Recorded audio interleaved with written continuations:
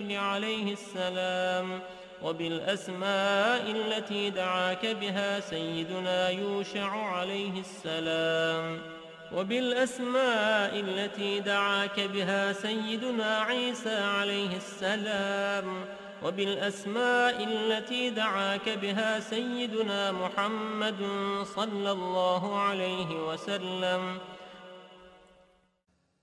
وعلى جميع النبيين والمرسلين أن تصلي على سيدنا محمد نبيك عدد ما خلقته من قبل أن تكون السماء مبنية والأرض مدحية والجبال مرسية والبحار مجرأة والعيون منفجرة والأنهار منهمرة والشمس مضحية والقمر مضيئا والكواكب مستنيرة. كنت حيث كنت لا يعلم أحد حيث كنت إلا أنت وحدك لا شريك لك. اللهم صل على سيدنا محمد عدد حلمك، وصل على سيدنا محمد عدد علمك، وصل على سيدنا محمد عدد كلماتك، وصل على سيدنا محمد عدد نعمتك، وصل على سيدنا محمد ملء سماواتك، وصل على سيدنا محمد ملء أرضك، وصل على سيدنا محمد ملء عرشك، وصل على سيدنا محمد زينة عرشك، وصل على سيدنا محمد عدد ما جرى به القلم في أم الكتاب، وصل على سيدنا محمد عدد ما خلقت في 7 سماواتك، وصل على سيدنا محمد عدد ما أنت خالق فيهن إلى يوم القيامة في كل يوم 1000 مرة. اللهم صل على سيدنا محمد عدد كل قطرة قطرت من سماواتك إلى أرضك من يوم خلقت الدنيا إلى يوم القيامة في كل يوم 1000 مرة. اللهم صل على سيدنا محمد عدد من يسبحك ويهللك ويكبرك ويعظمك من يوم خلقت الدنيا إلى يوم القيامة في كل يوم 1000 مرة. اللهم صل على سيدنا محمد عدد أنفاسهم وألفاظهم، وصل على سيدنا محمد عدد كل نسمة خلقتها فيهم من يوم خلقت الدنيا إلى يوم القيامة في كل يوم 1000 مرة. اللهم صل على سيدنا محمد عدد السحاب الجارية، وصل على سيدنا محمد عدد الرياح الذارية من يوم خلقت الدنيا إلى يوم القيامة في كل يوم 1000 مرة. اللهم صل على سيدنا محمد عدد ما هبت عليه الرياح وحركته من الأغصان والأشجار والأوراق والثمار وجميع ما خلقت على أرضك وما بين سماواتك من يوم خلقت الدنيا إلى يوم القيامة في كل يوم 1000 مرة. اللهم صل على سيدنا محمد عدد نجوم السماء من يوم خلقت الدنيا إلى يوم القيامة في كل يوم 1000 مرة. اللهم صل على سيدنا محمد ملء أرضك مما حملت وأقلت من قدرتك. اللهم صل على سيدنا محمد عدد ما خلقت في 7 بحارك مما لا يعلم علمه إلا أنت وما أنت خالقه فيها إلى يوم القيامة في كل يوم 1000 مرة. اللهم صل على سيدنا محمد عدد ملء 7 بحارك، وصل على سيدنا محمد زنة 7 بحارك مما حملت وأقلت من قدرتك. اللهم صل على سيدنا محمد عدد أمواج بحارك من يوم خلقت الدنيا إلى يوم القيامة في كل يوم 1000 مرة. اللهم وصل على سيدنا محمد عدد الرمل والحصى في مستقر الأرضين وسهلها وجبالها من يوم خلقت الدنيا إلى يوم القيامة في كل يوم 1000 مرة. اللهم وصل على سيدنا محمد عدد اضطراب المياه العذبة والملحة من يوم خلقت الدنيا إلى يوم القيامة في كل يوم 1000 مرة. وصل على سيدنا محمد عدد ما خلقته على جديد أرضك في مستقر الأرضين شرقها وغربها سهلها وجبالها وأوديتها وطريقها وعامرها وغامرها إلى سائر ما خلقته عليها وما فيها ومدر وحجر من يوم خلقت الدنيا إلى يوم القيامة في كل يوم 1000 مرة. اللهم صل على سيدنا محمد النبي عدد نبات الأرض من قبلتها وشرقها وغربها وسهلها وجبالها وأوديتها وأشجارها وثمارها وأوراقها وزروعها وجميع ما يخرج من نباتها وبركاتها من يوم خلقت الدنيا إلى يوم القيامة في كل يوم 1000 مرة. اللهم وصل على سيدنا محمد عدد ما خلقت من الجن والإنس والشياطين وما أنت خالقه منهم إلى يوم القيامة في كل يوم 1000 مرة. اللهم وصل على سيدنا محمد عدد كل شعرة في أبدانهم وفي وجوههم وعلى رؤوسهم منذ خلقت الدنيا إلى يوم القيامة في كل يوم 1000 مرة. اللهم وصل على سيدنا محمد عدد خفقان الطير وطيران الجن والشياطين من يوم خلقت الدنيا إلى يوم القيامة في كل يوم 1000 مرة. اللهم وصل على سيدنا محمد عدد كل بهيمة خلقتها على جديد أرضك من صغير أو كبير في مشارق الأرض ومغاربها من إنسها وجنها ومما لا يعلم علمه إلا أنت من يوم خلقت الدنيا إلى يوم القيامة في كل يوم 1000 مرة. اللهم وصل على سيدنا محمد عدد خطاهم على وجه الأرض من يوم خلقت الدنيا إلى يوم القيامة في كل يوم 1000 مرة. اللهم وصل على سيدنا محمد عدد من يصلي عليه، وصل على سيدنا محمد عدد من لم يصل عليه، وصل على سيدنا محمد عدد القطر والمطر والنبات، وصل على سيدنا محمد عدد كل شيء.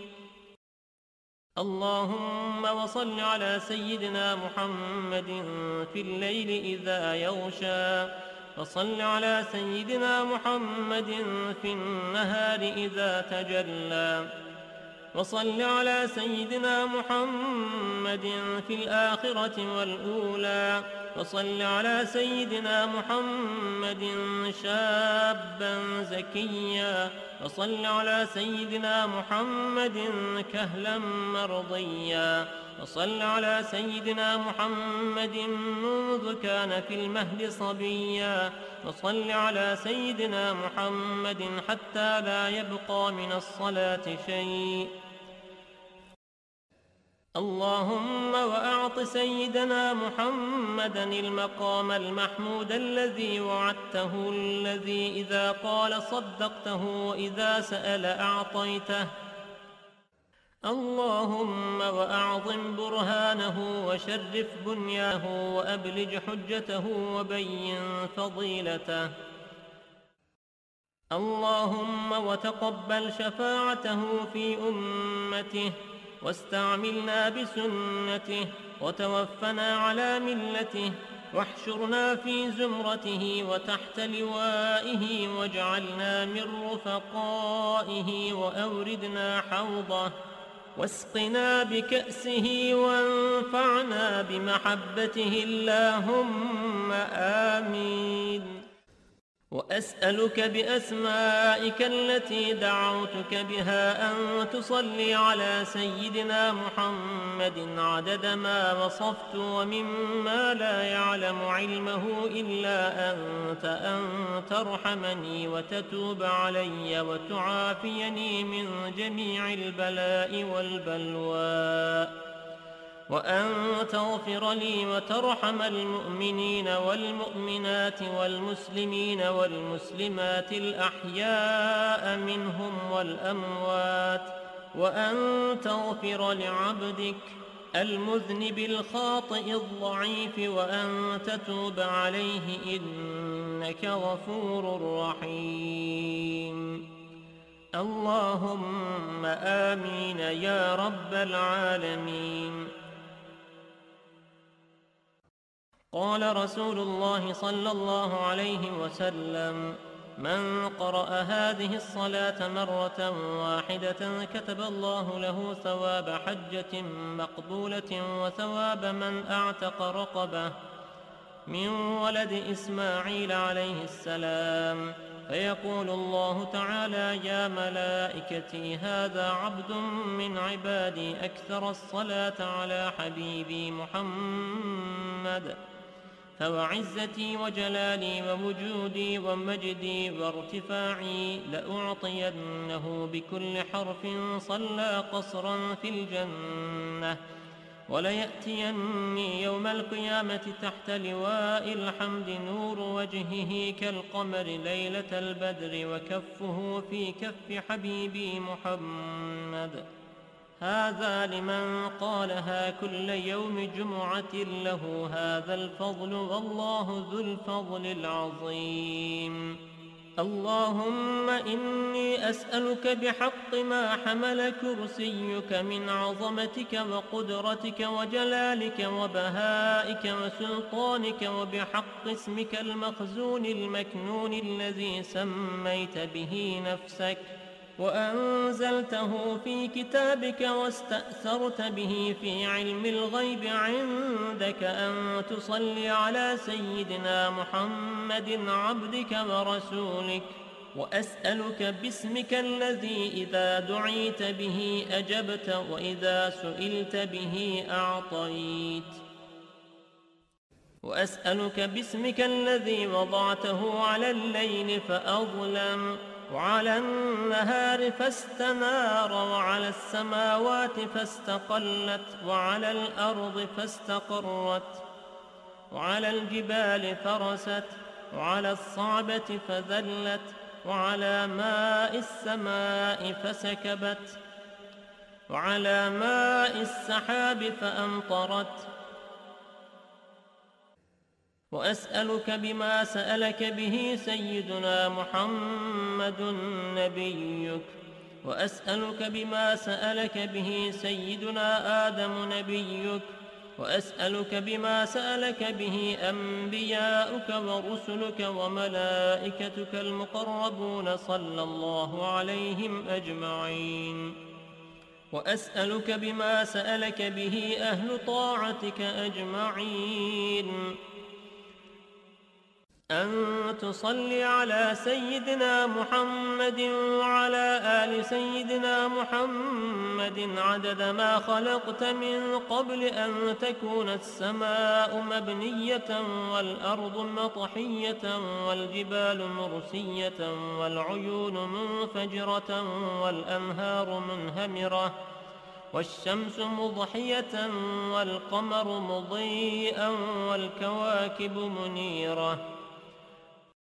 اللهم صل على سيدنا محمد وعلى آل سيدنا محمد عدد علمك، وصل على سيدنا محمد وعلى آل سيدنا محمد عدد حلمك، وصل على سيدنا محمد وعلى آل سيدنا محمد عدد ما أحصاه اللوح المحفوظ من علمك.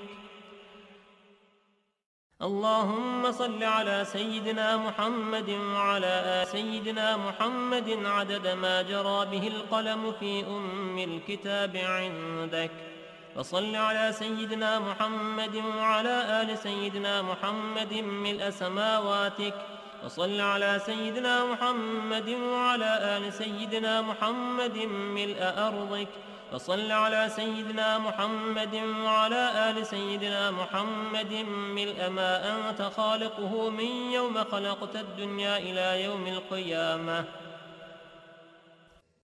اللهم صل على سيدنا محمد وعلى آل سيدنا محمد عدد صفوف الملائكة وتسبيحهم وتقديسهم وتحميدهم وتمجيدهم وتكبيرهم وتهليلهم من يوم خلقت الدنيا إلى يوم القيامة.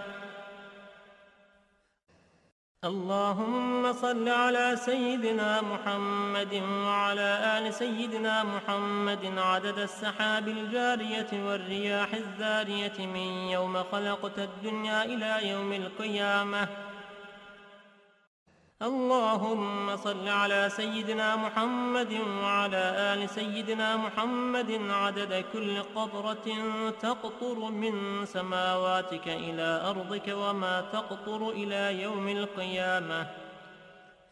اللهم صل على سيدنا محمد وعلى آل سيدنا محمد عدد ما هبت الرياح وعدد ما تحركت الأشجار والأوراق والزروع وجميع ما خلقت في قرار الحفظ من يوم خلقت الدنيا إلى يوم القيامة.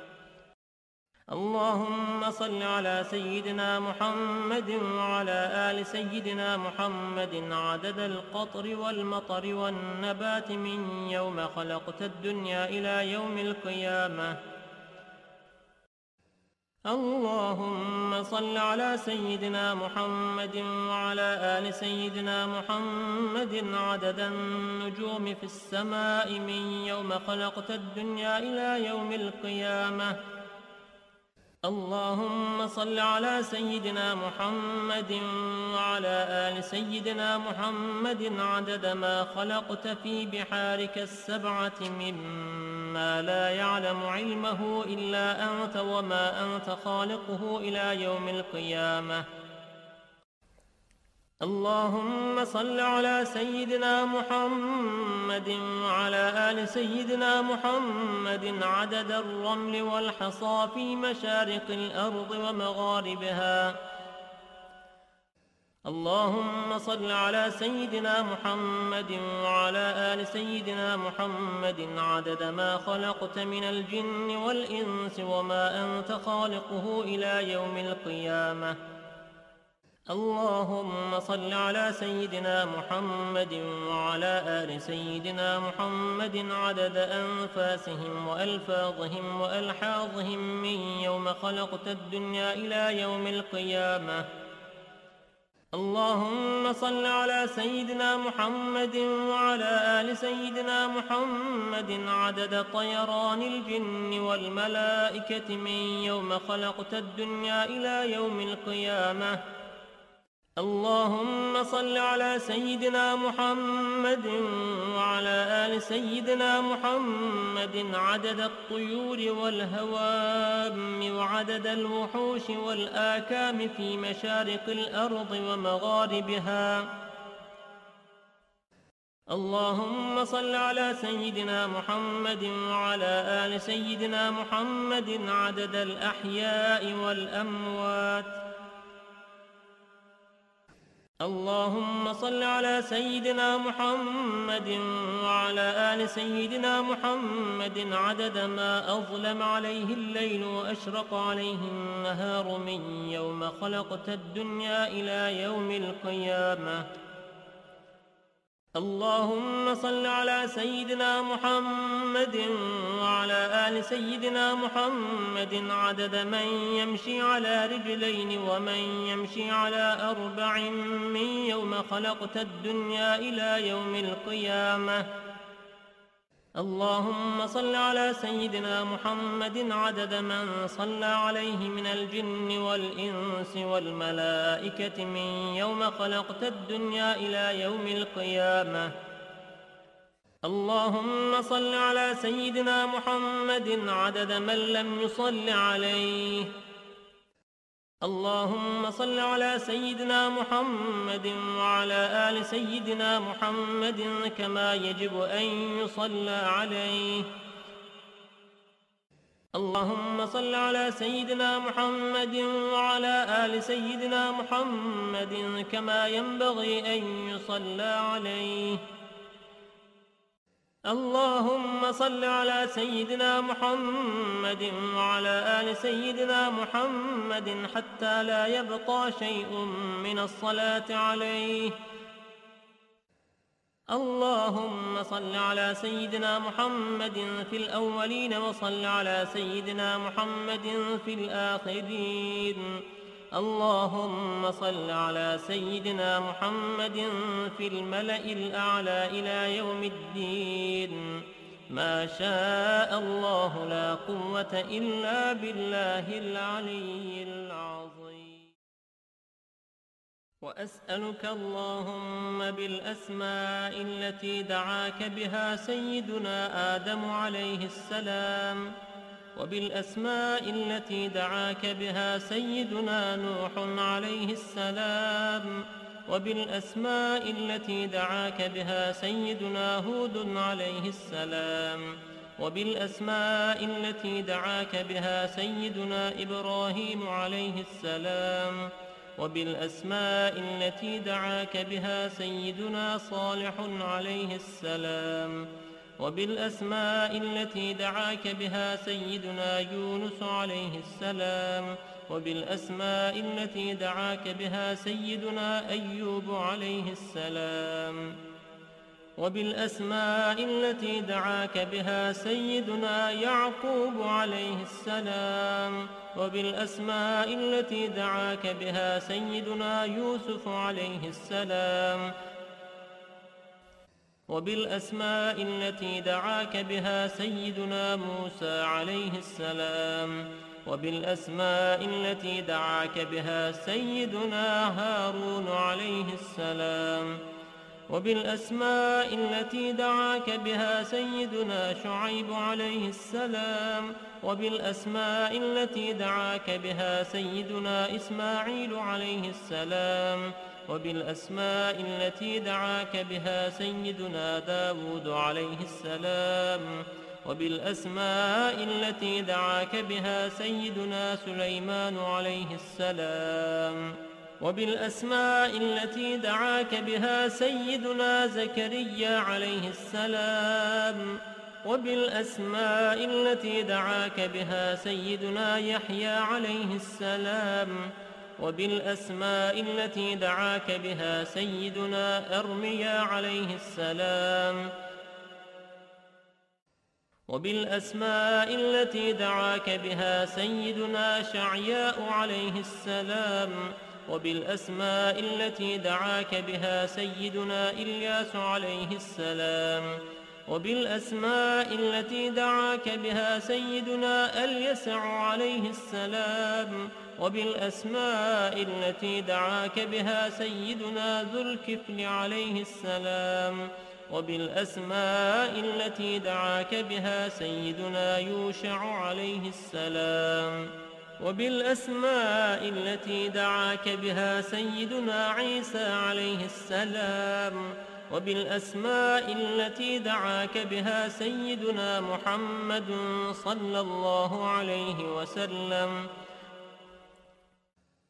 وعلى جميع النبيين والمرسلين أن تصلي على سيدنا محمد نبيك عدد ما خلقته من قبل أن تكون السماء مبنية والأرض مدحية والجبال مرسية والبحار مجرأة والعيون منفجرة والأنهار منهمرة والشمس مضحية والقمر مضيئا والكواكب مستنيرة، كنت حيث كنت لا يعلم أحد حيث كنت إلا أنت وحدك لا شريك لك.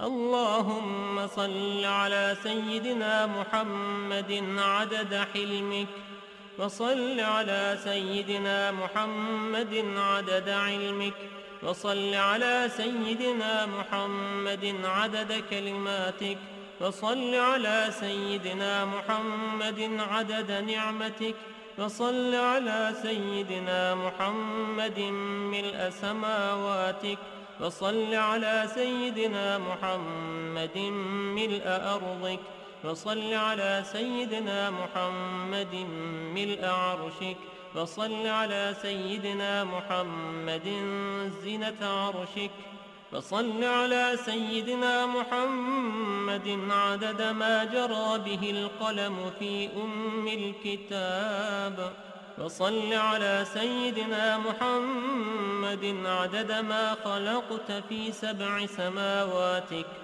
وصل على سيدنا محمد عدد ما أنت خالق فيهن إلى يوم القيامة في كل يوم 1000 مرة. اللهم صل على سيدنا محمد عدد كل قطرة قطرت من سماواتك إلى أرضك من يوم خلقت الدنيا إلى يوم القيامة في كل يوم 1000 مرة. اللهم صل على سيدنا محمد عدد من يسبحك ويهللك ويكبرك ويعظمك من يوم خلقت الدنيا إلى يوم القيامة في كل يوم 1000 مرة. اللهم صل على سيدنا محمد عدد أنفاسهم وألفاظهم، وصل على سيدنا محمد عدد كل نسمة خلقتها فيهم من يوم خلقت الدنيا إلى يوم القيامة في كل يوم 1000 مرة. اللهم صل على سيدنا محمد عدد السحاب الجارية، وصل على سيدنا محمد عدد الرياح الذارية من يوم خلقت الدنيا إلى يوم القيامة في كل يوم 1000 مرة. اللهم صل على سيدنا محمد عدد ما هبت عليه الرياح وحركته من الأغصان والأشجار والأوراق والثمار وجميع ما خلقت على أرضك وما بين سماواتك من يوم خلقت الدنيا إلى يوم القيامة في كل يوم 1000 مرة. اللهم صل على سيدنا محمد عدد نجوم السماء من يوم خلقت الدنيا إلى يوم القيامة في كل يوم 1000 مرة. اللهم صل على سيدنا محمد ملء أرضك مما حملت وأقلت من قدرتك، اللهم صل على سيدنا محمد عدد ما خلقت في 7 بحارك مما لا يعلم علمه إلا أنت وما أنت خالقه فيها إلى يوم القيامة في كل يوم 1000 مرة. اللهم صل على سيدنا محمد عدد ملء 7 بحارك، وصل على سيدنا محمد زنة 7 بحارك مما حملت وأقلت من قدرتك. اللهم صل على سيدنا محمد عدد أمواج بحارك من يوم خلقت الدنيا إلى يوم القيامة في كل يوم 1000 مرة. اللهم وصل على سيدنا محمد عدد الرمل والحصى في مستقر الأرضين وسهلها وجبالها من يوم خلقت الدنيا إلى يوم القيامة في كل يوم 1000 مرة. اللهم وصل على سيدنا محمد عدد اضطراب المياه العذبة والملحة من يوم خلقت الدنيا إلى يوم القيامة في كل يوم 1000 مرة.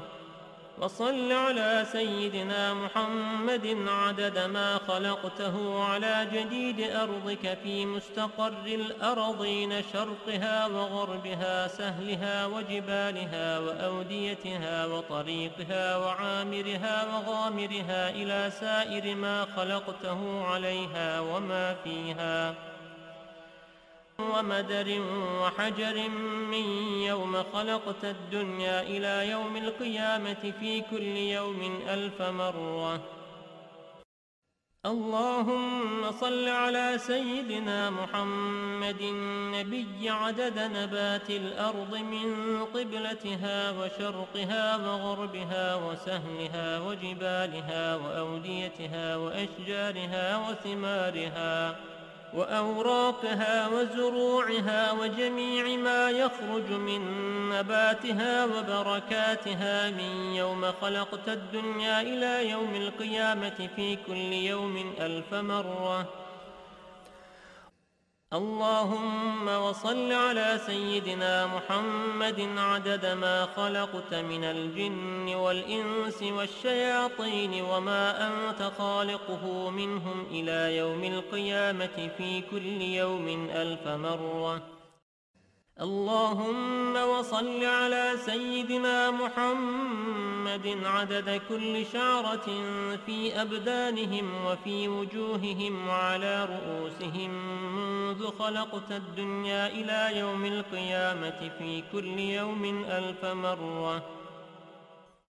اللهم وصل على سيدنا محمد عدد خفقان الطير وطيران الجن والشياطين من يوم خلقت الدنيا إلى يوم القيامة في كل يوم 1000 مرة. اللهم وصل على سيدنا محمد عدد كل بهيمة خلقتها على جديد أرضك من صغير أو كبير في مشارق الأرض ومغاربها من إنسها وجنها ومما لا يعلم علمه إلا أنت من يوم خلقت الدنيا إلى يوم القيامة في كل يوم 1000 مرة. اللهم وصل على سيدنا محمد عدد خطاهم على وجه الأرض من يوم خلقت الدنيا إلى يوم القيامة في كل يوم 1000 مرة. اللهم وصل على سيدنا محمد عدد من يصلي عليه، وصل على سيدنا محمد عدد من لم يصل عليه، وصل على سيدنا محمد عدد القطر والمطر والنبات، وصل على سيدنا محمد عدد كل شيء. اللهم وصل على سيدنا محمد في الليل إذا يغشى، وصل على سيدنا محمد في النهار إذا تجلى، وصل على سيدنا محمد في الآخرة والأولى وصل على سيدنا محمد شابا زكيا وصل على سيدنا محمد كهلا مرضيا وصل على سيدنا محمد منذ كان في المهد صبيا وصل على سيدنا محمد حتى لا يبقى من الصلاة شيء. اللهم وأعط سيدنا محمدا المقام المحمود الذي وعدته، الذي إذا قال صدقته وإذا سأل أعطيته. اللهم وأعظم برهانه وشرف بنيانه وأبلج حجته وبين فضيلته. اللهم وتقبل شفاعته في أمته واستعملنا بسنته وتوفنا على ملته واحشرنا في زمرته وتحت لوائه واجعلنا من رفقائه وأوردنا حوضه واسقنا بكأسه وانفعنا بمحبته اللهم آمين. وأسألك بأسمائك التي دعوتك بها أن تصلي على سيدنا محمد عدد ما وصفت ومما لا يعلم علمه إلا أنت، أن ترحمني وتتوب علي وتعافيني من جميع البلاء والبلوى، وأن تغفر لي وترحم المؤمنين والمؤمنات والمسلمين والمسلمات الأحياء منهم والأموات، وأن تغفر لعبدك المذنب الخاطئ الضعيف وأن تتوب عليه إنك غفور رحيم. اللهم آمين يا رب العالمين. قال رسول الله صلى الله عليه وسلم: من قرأ هذه الصلاة مرة واحدة كتب الله له ثواب حجة مقبولة وثواب من أعتق رقبة من ولد إسماعيل عليه السلام. فيقول الله تعالى: يا ملائكتي هذا عبد من عبادي أكثر الصلاة على حبيبي محمد، فوعزتي وجلالي ووجودي ومجدي وارتفاعي لأعطينه بكل حرف صلى قصرا في الجنة، وليأتيني يوم القيامة تحت لواء الحمد نور وجهه كالقمر ليلة البدر وكفه في كف حبيبي محمد. هذا لمن قالها كل يوم جمعة له هذا الفضل، والله ذو الفضل العظيم. اللهم إني أسألك بحق ما حمل كرسيك من عظمتك وقدرتك وجلالك وبهائك وسلطانك، وبحق اسمك المخزون المكنون الذي سميت به نفسك وأنزلته في كتابك واستأثرت به في علم الغيب عندك، أن تصلي على سيدنا محمد عبدك ورسولك. وأسألك باسمك الذي إذا دعيت به أجبت وإذا سئلت به أعطيت.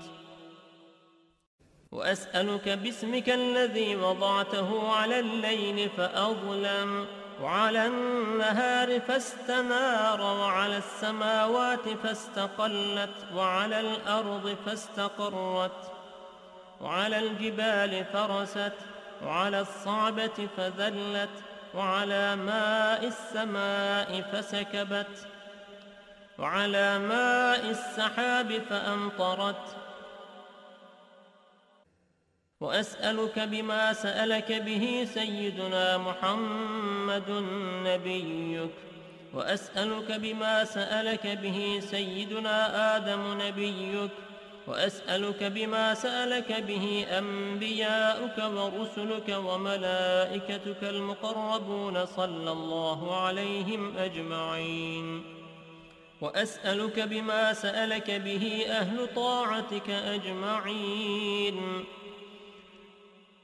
أن تصلي على سيدنا محمد وعلى آل سيدنا محمد عدد ما خلقت من قبل أن تكون السماء مبنية والأرض مطحية والجبال مرسية والعيون منفجرة والأنهار منهمرة والشمس مضحية والقمر مضيئا والكواكب منيرة.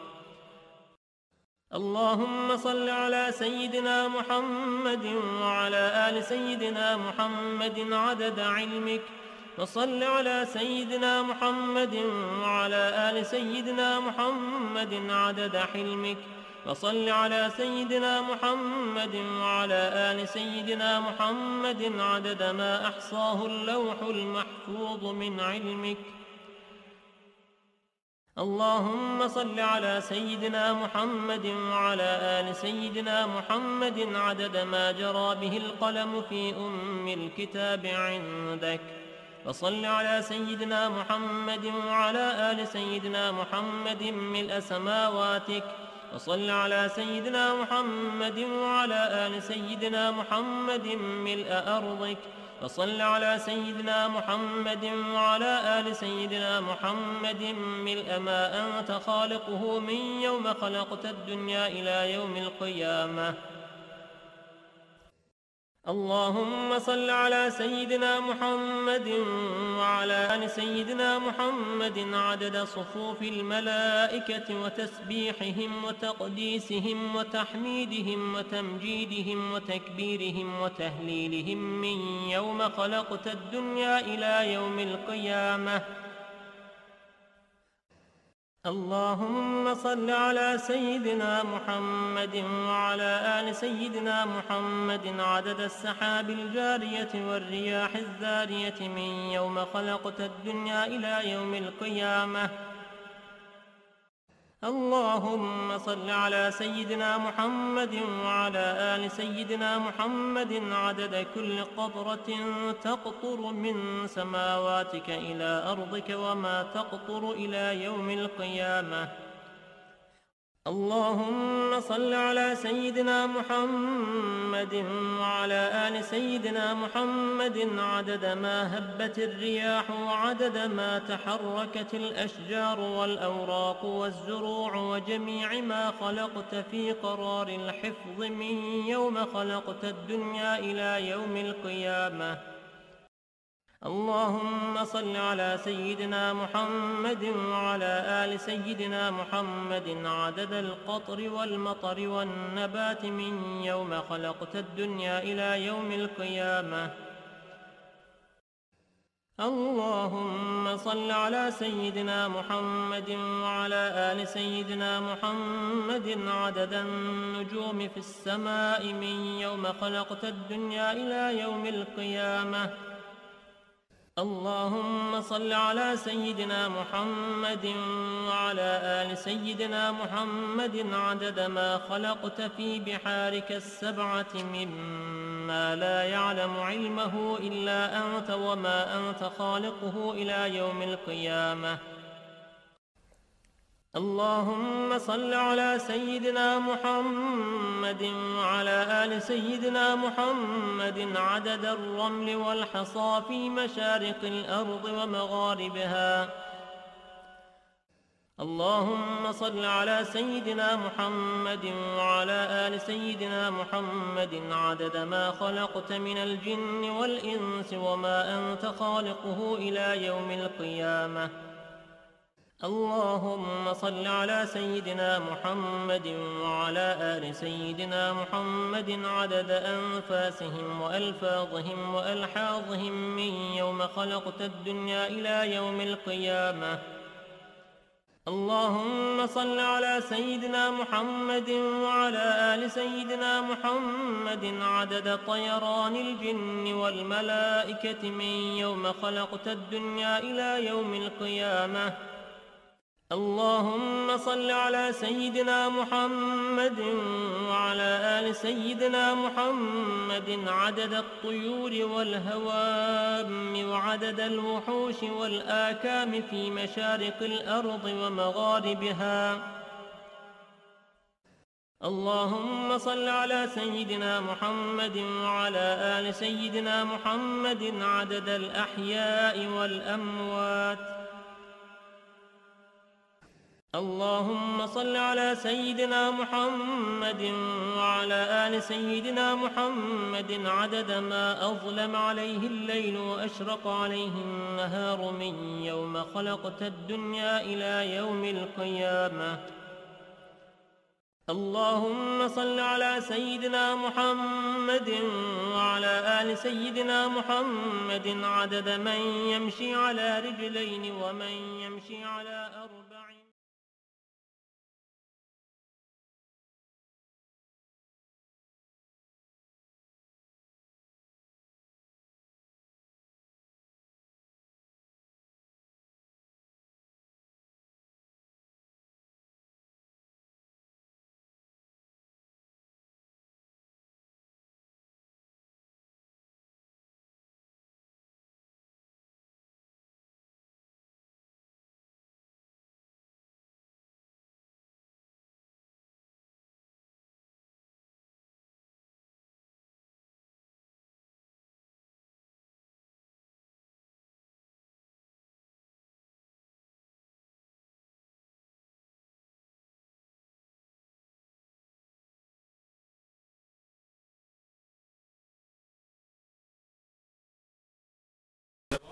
Getirenlerin ahir ve akıbetleri hayrola. Ağır esbacı, tahiret, evladı ve süresam bütün efendilerimizi, sayr enbiya izlemde Resulü Fihan Hazretlerinin erbaa şeriflerine, dilimiz bile Allah'a meşhur radıyallahu anh Efendimiz'i, Şeyhimiz Said-ül Seyf Şabdülkerim ve Kıbrıs Rabbani Hazretlerinin ve Avel Husus Kutramı'nın muayenesi, bütün efendilerinden gelmiş Şeyhimiz Hazretlerine ve kahveye İslam'ın erbahı için Allah'ın tavsiyle Fatiha.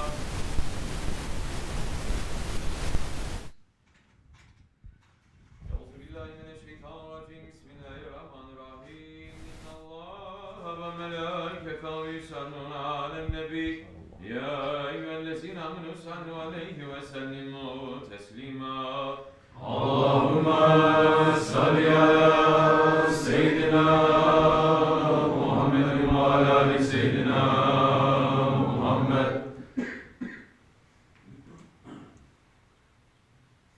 الله أكبر الله أكبر الله أكبر أشهد أن لا إله إلا الله أشهد أن لا إله إلا الله أشهد أن محمدا رسول الله أشهد أن محمدا رسول الله حي على الصلاة حي على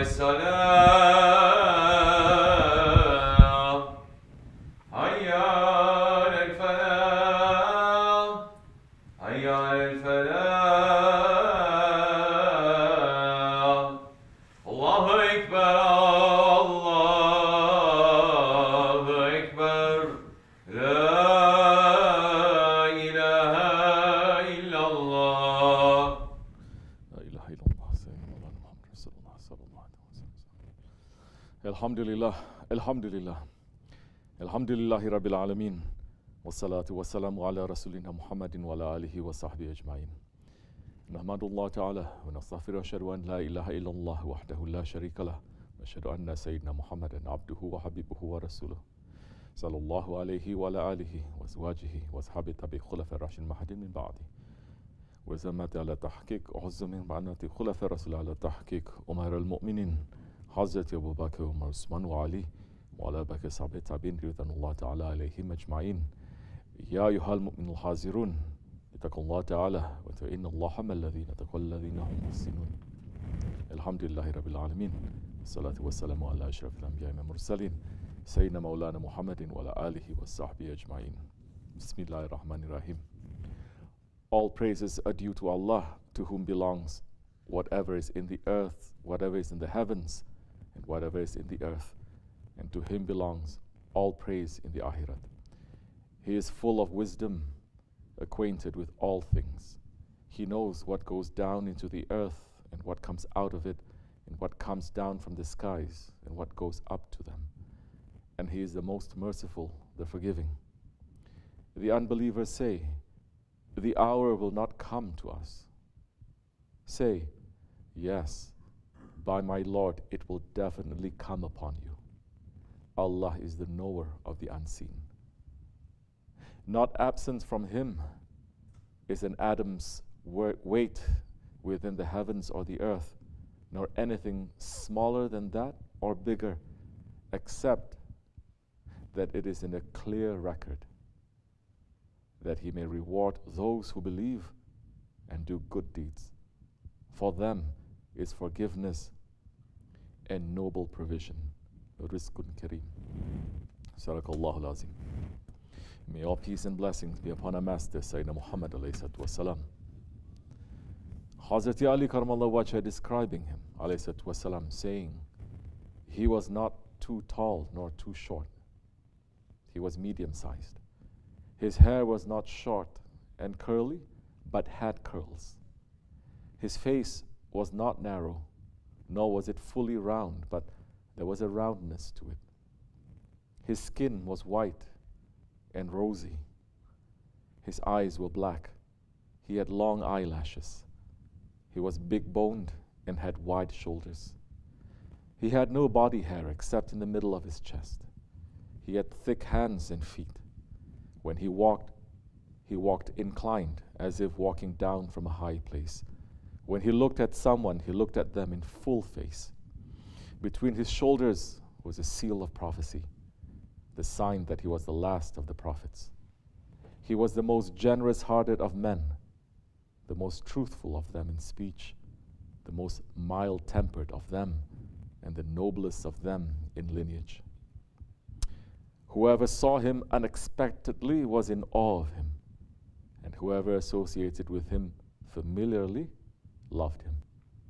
Anyone who would describe him would say, I never saw, before him or after him, the like of him. May Allah's peace and blessings be upon him.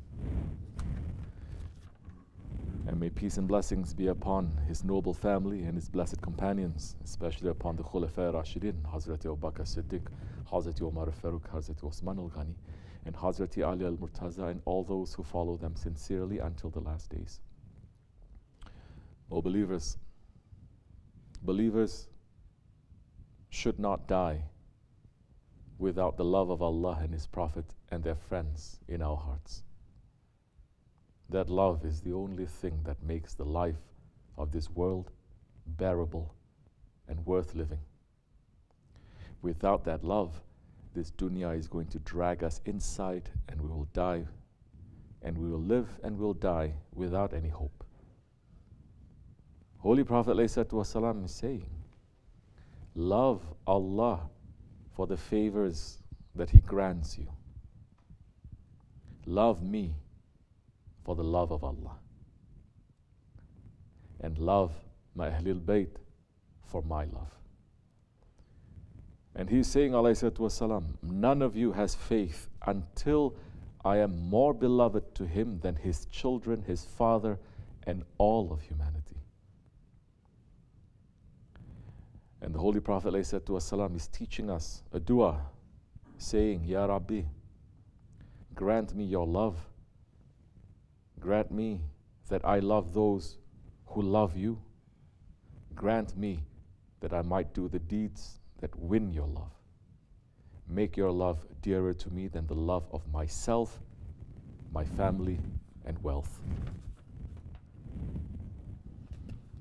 In this Akhir Zaman, the meaning of love, the creator of love, has been completely corrupted and misunderstood and polluted. Love is created by Allah. Love is not from your ego or from this dunya. It is a divine quality. In this language, in the West especially, they use love for the most common thing. Everything that you hear is about love. When they talk about their dogs, they say love. When they talk about pizza, they say love. How can that word love, that is a divine quality, a divine name, how can it be applied to Allah and His Prophet and to the friends of Allah if it is used in the same way for the low things? Islam has its own prophet, its own culture, its own civilization, its own lifestyle. And we have our own words and we have our own meanings for love. The awliya Allah saying that love has 10 different stages. It is going from hawa, attraction, moving to wajd, which is non-stop thinking about the beloved, moving to najwa, when the heart is burning, to wasab, non-stop pain, moving to istikana, submitting to the beloved, and finally, to the highest level of that love, to ashq. Sahib al-Sayf is defining this for us, saying ashq. Ashq is a passion that moves you. It moves you to do things for Allah's sake. It moves you to love for Allah's sake. It moves you to hate for Allah's sake. It moves you to live for Allah's sake. It moves you to die for Allah's sake. It moves you to take for Allah's sake. And it moves you to give for Allah's sake. That is what ashq is. That's what passion is. The Sahaba Kiram, they had passion. They had love in their hearts. But their love in their hearts, it was not given to their father or to their mother, to their children or to their wealth, to their tribe or to their lineage. All these loves, Prophet came to destroy. They had love in their hearts only towards the Prophet ﷺ and to Allah subhanahu wa ta'ala. And their lives were turned upside down with this love. This love did not transform their lives to become a worldly paradise. When they had that love to the Holy Prophet ﷺ, this world, materially, it became like a suffering for them. But this is the material. Because in their hearts and in their spirit, they are in paradise and higher than paradise. Because they had that love and that ashq for the Holy Prophet ﷺ for Allah's sake. This is what is moving them to do what they did. They had love in their hearts towards the Holy Prophet ﷺ. Their lives was very difficult. There was lots of hardship in their lives. But the Prophet was at the top. Prophet was a priority in their life. Prophet was the only thing that was keeping them going in their life. When somebody was mentioning the name of the Prophet, their hand was going there, right to their chest, because their hearts would move. Their hearts would squeeze from that passion as if they have a heart attack. And they have to put their hands on their hearts to stop their heart from coming out from that chest. Not like today's Muslims, which is becoming a tradition, that they just do that just like robots. When the name of the Prophet was mentioned, their heart was moving so fast that it was ready to move from its place, that they were holding their heart like that. The passion that they had, the love that they had for the Prophet made their heart beat more rapidly than they were holding it. It was moving from its place. So much love there was inside them. People are looking for beauty.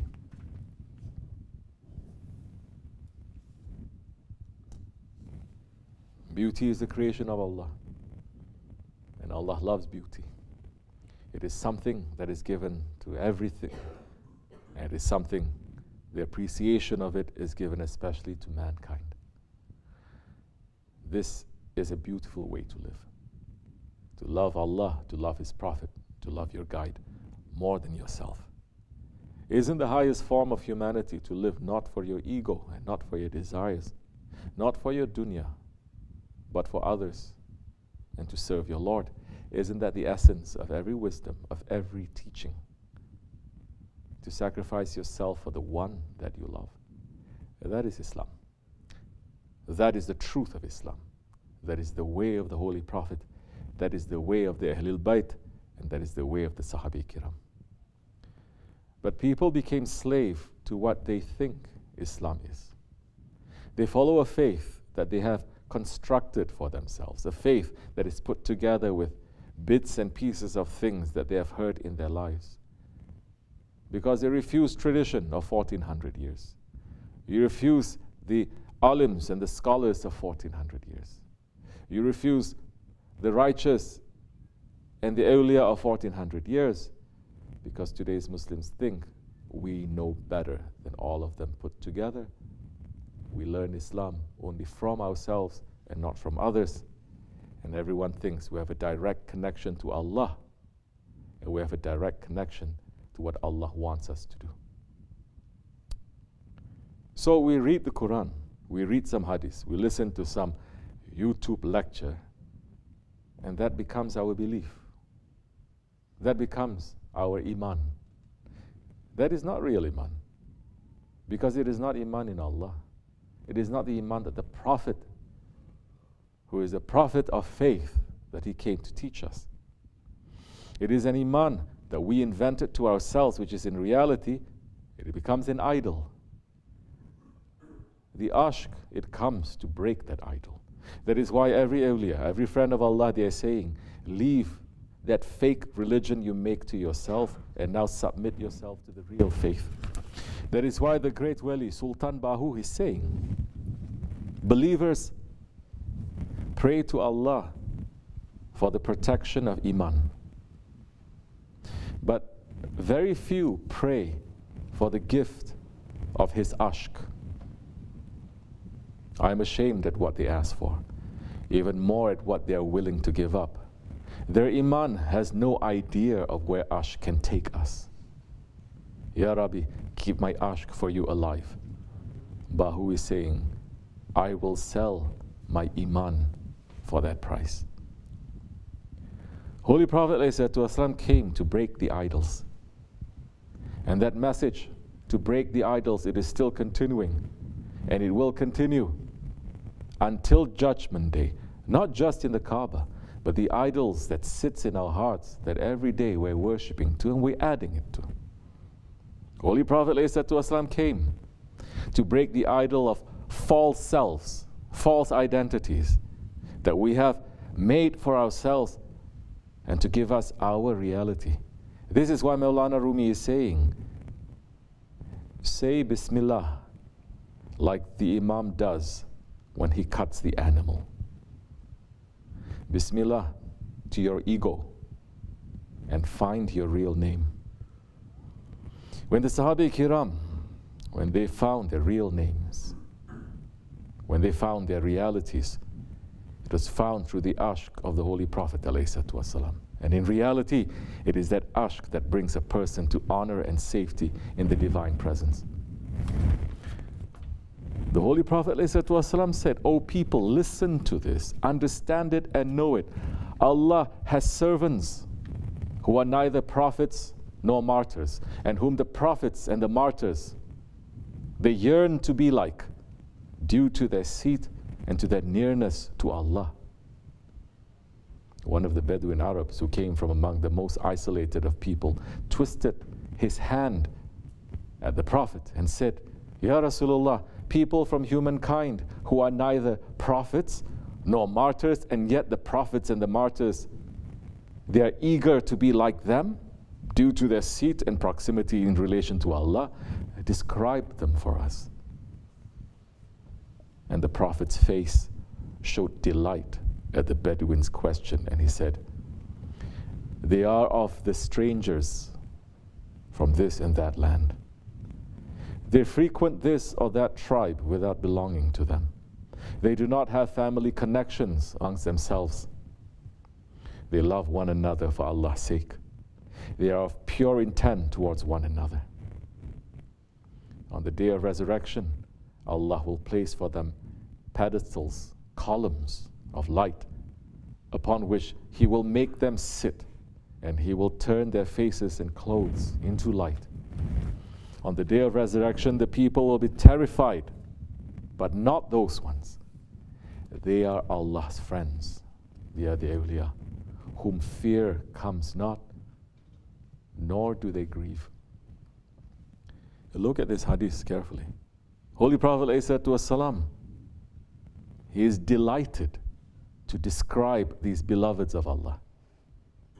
Is he describing their prayers? Is he describing their worship? Is he describing their learning or their knowledge? No. He is describing their ashq. He is describing their adab. He is describing their sacrifice. Your ashq, your adab, your qurban, those will continue with you, and they will decorate you on the Day of Judgment. They will honor you so much that the prophets and the shaheeds will want to be like you. They will make you beloved to Allah and His Prophet. They will make you to reach to become Hazrati Insan. That is the reality of ashq. That is the power of the ashq. That is the ashq we are striving for. Because that is the sunnah of the Prophet ﷺ. That is what his life is. Look at the second of the two in the cave. Look at Siddiq al-Akbar. He is the peer of our tariqat. He is a peer for anyone who wants to learn what is ashq. Every moment of his life is a lesson for us. After the conquest of Mecca, Hazrat Abu Bakr brought his own father to the Holy Prophet ﷺ. After the Muslims had won and they were given victory and they came back to Mecca victorious, and there were those still that did not take bayat with the Holy Prophet ﷺ. And Hazrat Abu Bakr's father was one of them. And after the conquest, Hazrat Abu Bakr's father was brought to the presence of the Holy Prophet. He was very old, with long white beard, and he was walking with a limp. So Holy Prophet ﷺ said, Ya Abu Bakr, why didn't you leave your father at home? I would have gone to visit him. Hazrat Abu Bakr said, Ya Rasulullah, you are the Prophet of Allah, and my father is a non-Muslim. He must come to you. At that time, Hazrat Abu Bakr's father gave bayat and shahadat with the Holy Prophet. And Hazrat Abu Bakr, then he started crying. And he was crying so much. Hazrat Abu Bakr has been inviting his father to Islam for 21 years. And now he was giving bayat and shahadat. And Holy Prophet was asking him, Ya Abu Bakr, why are you crying? Hazrat Abu Bakr said, Ya Rasulullah, I am crying because I wish that it was Abu Talib and not my father who was giving you bayat and shahadat, because that would have made you more happy, and that is more beloved to me. That ashq was not just for the men, the female sahabis, the sahabiyat. They are also showing what it means to have that love. That when women of today look at them, you will definitely say that they are crazy, and it is impossible to reach where they are. Hazrati Nusayba bint Ka'b, whose other name was Amara, listen to what she did. It was in the Battle of Uhud. Her job was to give water to the people and to become a nurse. But then during the battle, the people started yelling and screaming, saying that the Holy Prophet had been killed. So many people, they retreated and ran away from that battlefield. She saw one man who was running away, and she took his armor and his sword away from him. She ran right to where Holy Prophet ﷺ was. When she saw that he was alive, she started fighting and defending him. She was fighting so strongly, she was even fighting the people who were trying to attack the Prophet. with swords. She was so brave that the Holy Prophet ﷺ said, whenever I turned left or right, I saw Nusayba fighting for my sake. She was wounded very heavily, and Holy Prophet told everyone to take care of her, and he started praying for her. She looked at the Holy Prophet ﷺ's blessed face and said, Ya Rasulullah, please pray that we stay together with you in paradise. And the Holy Prophet ﷺ said, Ya Rabbi, make them my companions in the garden. After that she said, now I don't care what happens to me in this world.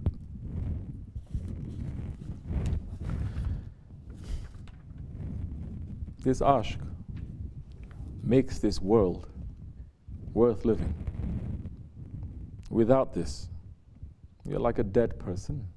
And every excitement and every entertainment and everything sweet from this world will become tasteless, and it will become bitter. Because we have not been created for these pleasures of this world. Without the ashq, whatever life you live is like a dead person. As Shaykh Maulana is saying, a person without love and passion is not human. He is rubbish.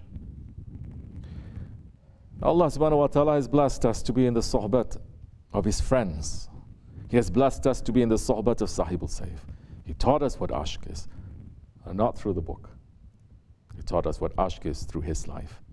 He taught us what ashq is when he would say Allah during the zikr with so much heart and so much sincerity that the skies, they were shaking. He taught us what ashq is when he traveled every corner of the world just to spread the teachings of Sultan al-Awliya and the light of Islam, even when the enemies within and without were striking him and slandering him. He taught us ashq when he stood strong in the face of the tyrants and he spoke the truth. And he taught us ashq when he gave his life in this way. His ashq is showing in his words when he says, I put my neck under the feet of Shaykh Maulana, and every blood that is in my body is sacrificed to him. I will never ask if he's doing right or wrong, because I know that he's doing right. And even if it is something that looks like it's not right, definitely I trust and I follow his footsteps. And everything that I'm doing in this country for 35 years, all those who know me know that I'm following his footsteps, even though so many of them don't like me because of that. And I have no fear and I have no worry. Even if he says to me the worst words in this world, inshallah, I'm over 50 years old and I didn't change my heart to him one time. I'm not intending to change it until the last breath. We are serving Shaykh Maulana Muhammad Nazim Adil Hakkani for 5 generations. My grandfather, my father, me, my son, and my grandson. We are serving him. We are making the intention to live with that same ashq. The reason for Islam, the reason for your prayers, the reason for your fasting, the reason for your zakat, the reason for your hajj, all of it is to make that ashq wake up inside of us. It is to make us love Allah and His Prophet and the awliya more than anything else. It is to love them more than you love yourself. Otherwise, we will not have iman. We will not have faith. It is to sacrifice your ego and gain the honor of becoming their qurban. This is real Islam. This is the Islam that the Prophet and his companions and the Ahlul Bayt and the righteous scholars and the Salihin and the Awliya Allah, they were showing us. This is what gives our life honor. Shaykh Effendi is saying, whatever man wants, really and sincerely, Allah opens their way. We don't want to go to war to kill people, but we should be able to be strong and stand up for Islam and to give our lives if necessary, because we only have that. And the only thing in our life is faith. Nothing else. Everything is passing. If you give the shahids of Chanakala 1,000 lives, they will all give that life back 1,000 times to die for the sake of Allah. If Allah gives them life, continuously saying, I'm giving you this life, go to the world and live the pleasures, they say, no, we will never want to go to that world, but give us that life to go and to die for you again and again and again and again in your way. That's how much pleasure Allah is giving the believers when they are sacrificing their lives for Allah. They are trying to remove this faith and remove this feeling away from the Muslims today. So many Muslims have already lost this feeling. They say it's okay to give them what they want, and I just continue with my life. If those people were to think the same way as we are thinking today, then today we will not have Islam. So we are not guaranteeing too much for our future if we continue thinking like that. We're not guaranteeing that Islam is going to reach to our children and our grandchildren. The more you give up, the more every generation that is coming is giving up. But we have only a limited time in this life anyway. If we sacrifice that for Allah's sake, then inshallah we will find endless happiness. And the words of the friends of Allah speak the truth. O believers, our heart, do not give it to the dunya. We should not give the most precious part of ourselves to this lying world, to our desires, or to our nafs. Hazrat Malik bin Dinar radiallahu anh said, whoever proposes to this dunya, whoever wants to marry this dunya, then the dunya won't be satisfied until he gives up his deen as the dowry. Give your heart to the one who deserves it. Give your heart to the one who designed it as his own throne. Inshallah Rahman, may we live for this reason and may we die for this reason. May Allah forgive us. Astaghfirullah. Astaghfirullah. Astaghfirullah lazim alazi. La ilaha illa wal hayyul qayyum wa atubu ilayh. لا إله إلا الله وحده لا شريك له له الملك والحمد لله شيء قدير لا إله إلا الله وحده لا شريك له له الملك والحمد لله شيء قدير لا إله إلا الله وحده لا شريك له له الملك والحمد لله شيء قدير لا إله إلا أنت سبحانك كنت من الظالمين لا إله إلا أنت سبحانك كنت من الظالمين لا إله إلا أنت سبحانك كنت من الظالمين سبحان قدوس ربنا رب الملائكة والروح سبحان قدوس ربنا رب الملائكة والروح سبحان قدوس ربنا رب الملائكة إن دين عند الله الإسلام قام الصلاة اللهم صل وسلم الله أكبر الله أكبر الله أكبر الله أكبر أشهد أن لا إله إلا الله أشهد أن لا إله إلا الله أشهد أن محمدا رسول الله أشهد أن محمدا رسول الله حي على الصلاة حي على الصلاة حي على الفلاح حي على الفلاح قد قامت الصلاة قد قامت الصلاة الله أكبر لا إله إلا الله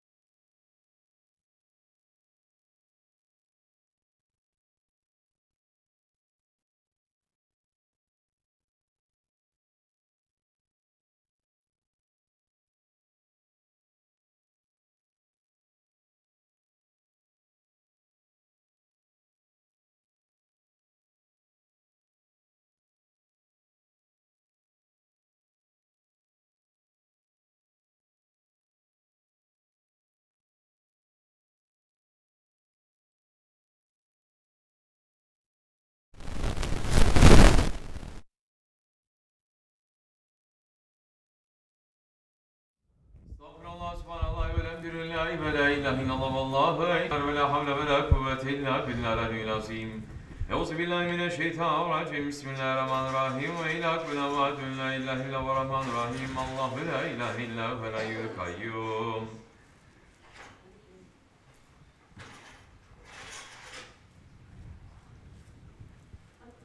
Zülcelali vel kemali sübhaneke yazim. Subhanallah.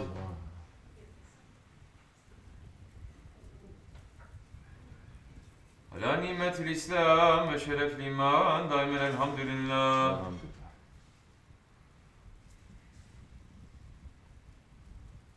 Teala şanuhu ve la ilahe gayrallahu ekber.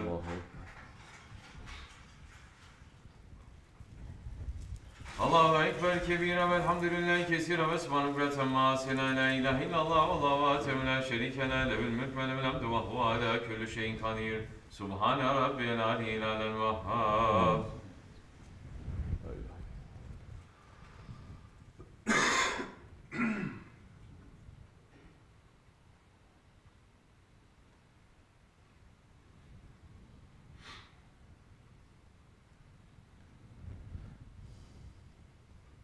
Velhamdülillahi Rabbil alemin. El-Fatiha.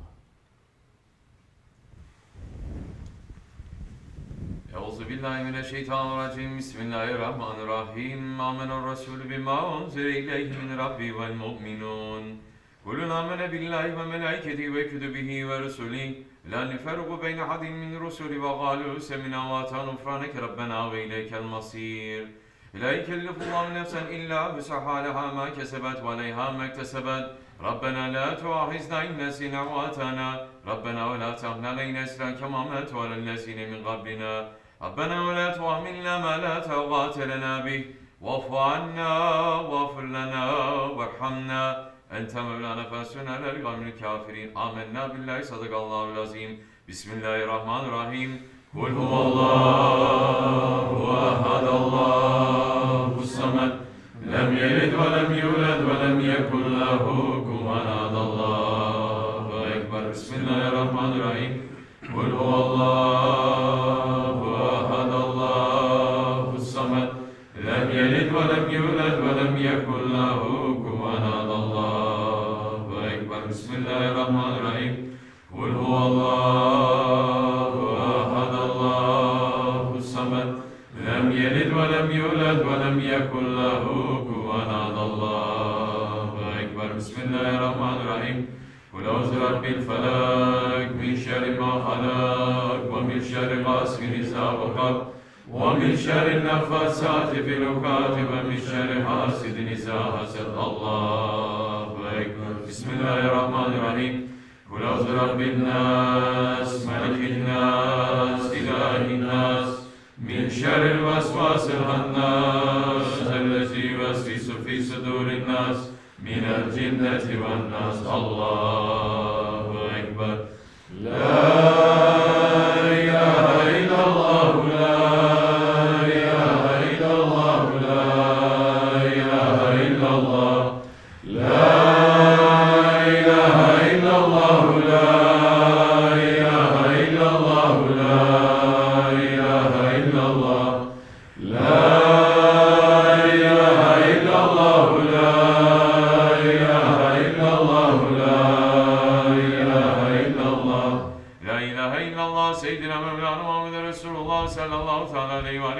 وسلم اللهم صل على محمد وعلى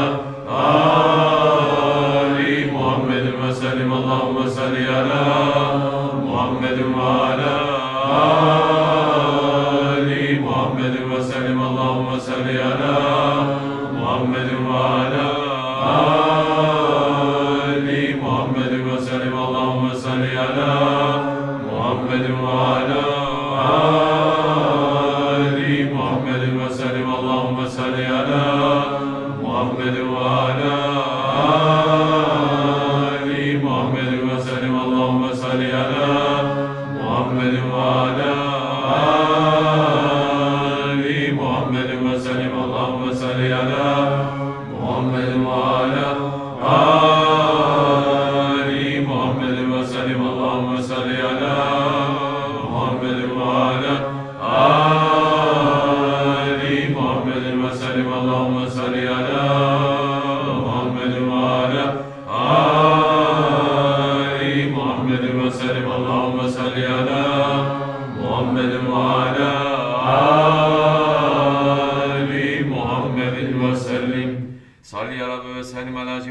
المرسلين وعلى الكل الأجمعين والحمد لله رب العالمين على أشرف العالمين سيدنا محمد الصلوات على أفضل العالمين سيدنا محمد الصلوات على أكمل العالمين سيدنا محمد الصلوات صلوات الله تعالى وملائكته والأنبياء ورسله وجميع الكلام محمد وعلى آل محمد عليه السلام ورحمة الله تعالى وبركاته رضي الله تبارك وتعالى صلى على رسول الله أجمعين وعن تابعين بإحسان ومجتهدين المهتين وعلى معلوم تكمل الأنبياء الصالحين وإلى مشايخنا بتركة نقشبندية العليا قدس الله تعالى أرواحهم زكية منور الله تعالى باركة ورى الله تعالى بركاتهم وفيداتهم دائما والحمد لله رب العالمين. الفاتحة.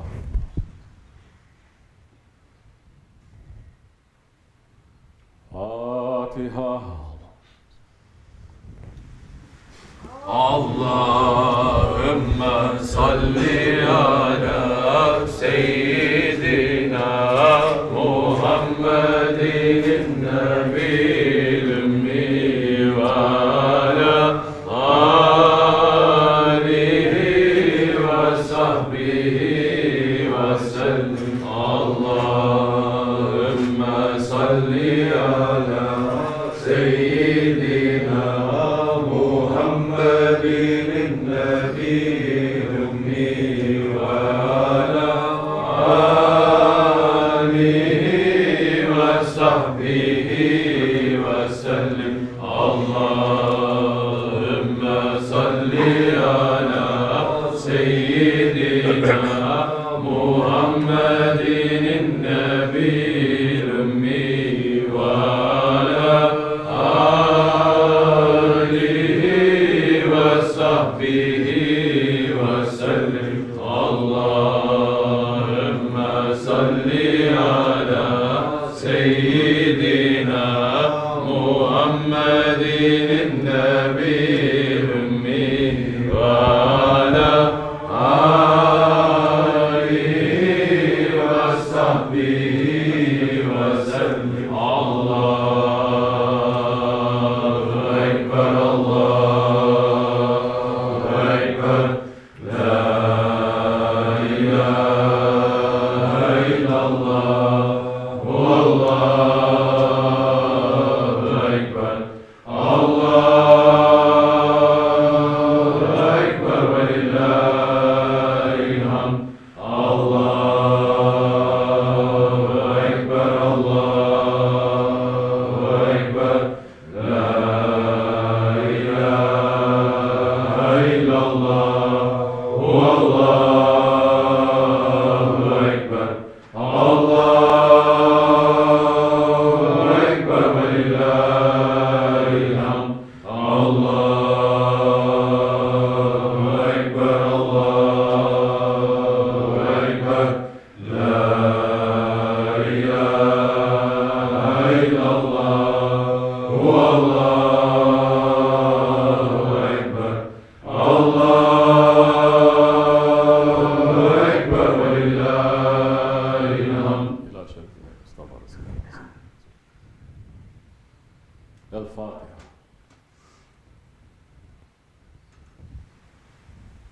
Biz Osmanlıyız. Biz Osmanlıyız. Pek şanlıyız. Pek şanlıyız. Tekbir. Allahu Ekber. Tekbir. Allahu Ekber. Tekbir. Allahu Ekber. Walillahi alhamd. Assalamu alaikum. Jummah Mubarak, inshallah. If you have any questions, ask. If you want to say something, say. Say something that is going to give benefit to you and to others, or else keep silent. Inshallah Rahman, with the coming month of Safar, better to keep silent. Don't talk too much. Don't go around too much. Be more quiet. Pull yourself back a little bit. You have time, sit and say Astaghfirullah, Astaghfirullah, Astaghfirullah. Give sadaqah, give charity every day. This, as Shaykh Maulana is saying, this is the only thing that will protect even the unbelievers in these last days from all the curses that is raining down, from all the bala and the la'adat that is coming, that we are pulling to ourselves. Give charity, even if it's something small every day. And stay away from cursed places. Stay away from cursed people. Stay away from cursed ideas. Inshallah, that time, even when there's fire all around, we will be in safety. This is for me, this is for you, and for anyone who wants to listen. Assalamu alaikum. That's it.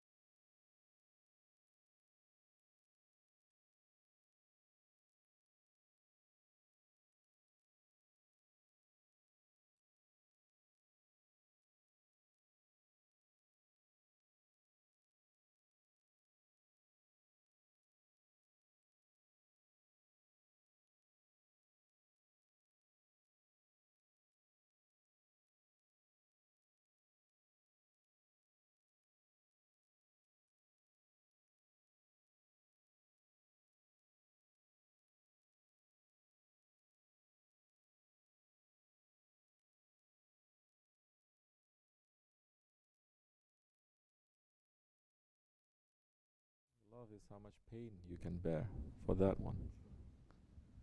This is what love is. They're teaching us the love is how much pleasure you're going to get. No, it's not about you. It's what you can carry. And if you love that one too, it's not just one. This is the other thing.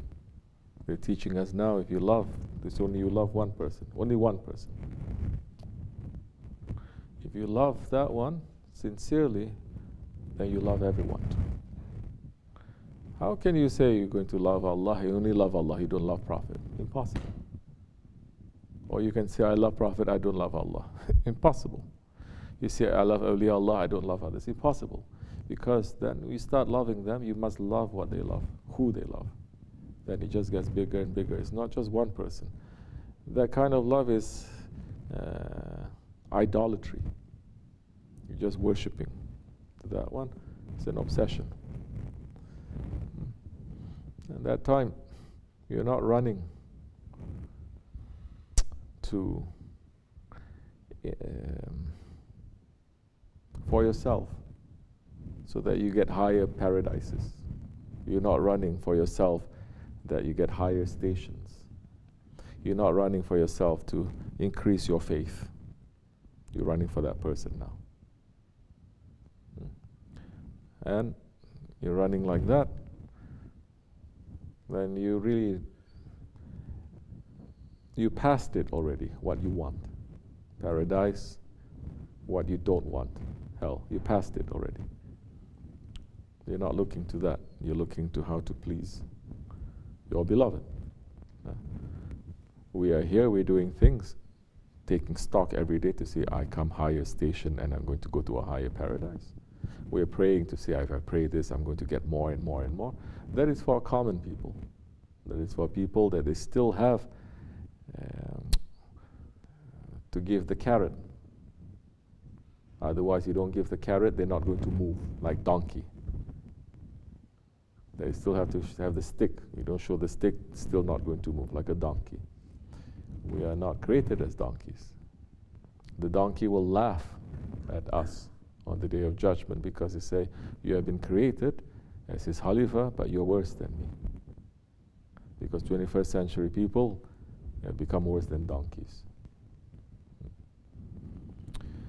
The donkey only makes sound for two reasons. When he's hungry and when he wants that. But mankind, they don't just make sound, they will kill for those two reasons. They become a tyrant. You don't see a donkey becoming a tyrant. And so our ego now, how are we declaring war to our ego? Are we declaring war to our ego or not? Are we looking at our ego and saying, this is my enemy, I must declare war? Are we taking our ego as our best friend, just hanging out with us? So in the Dergah, Jamaat,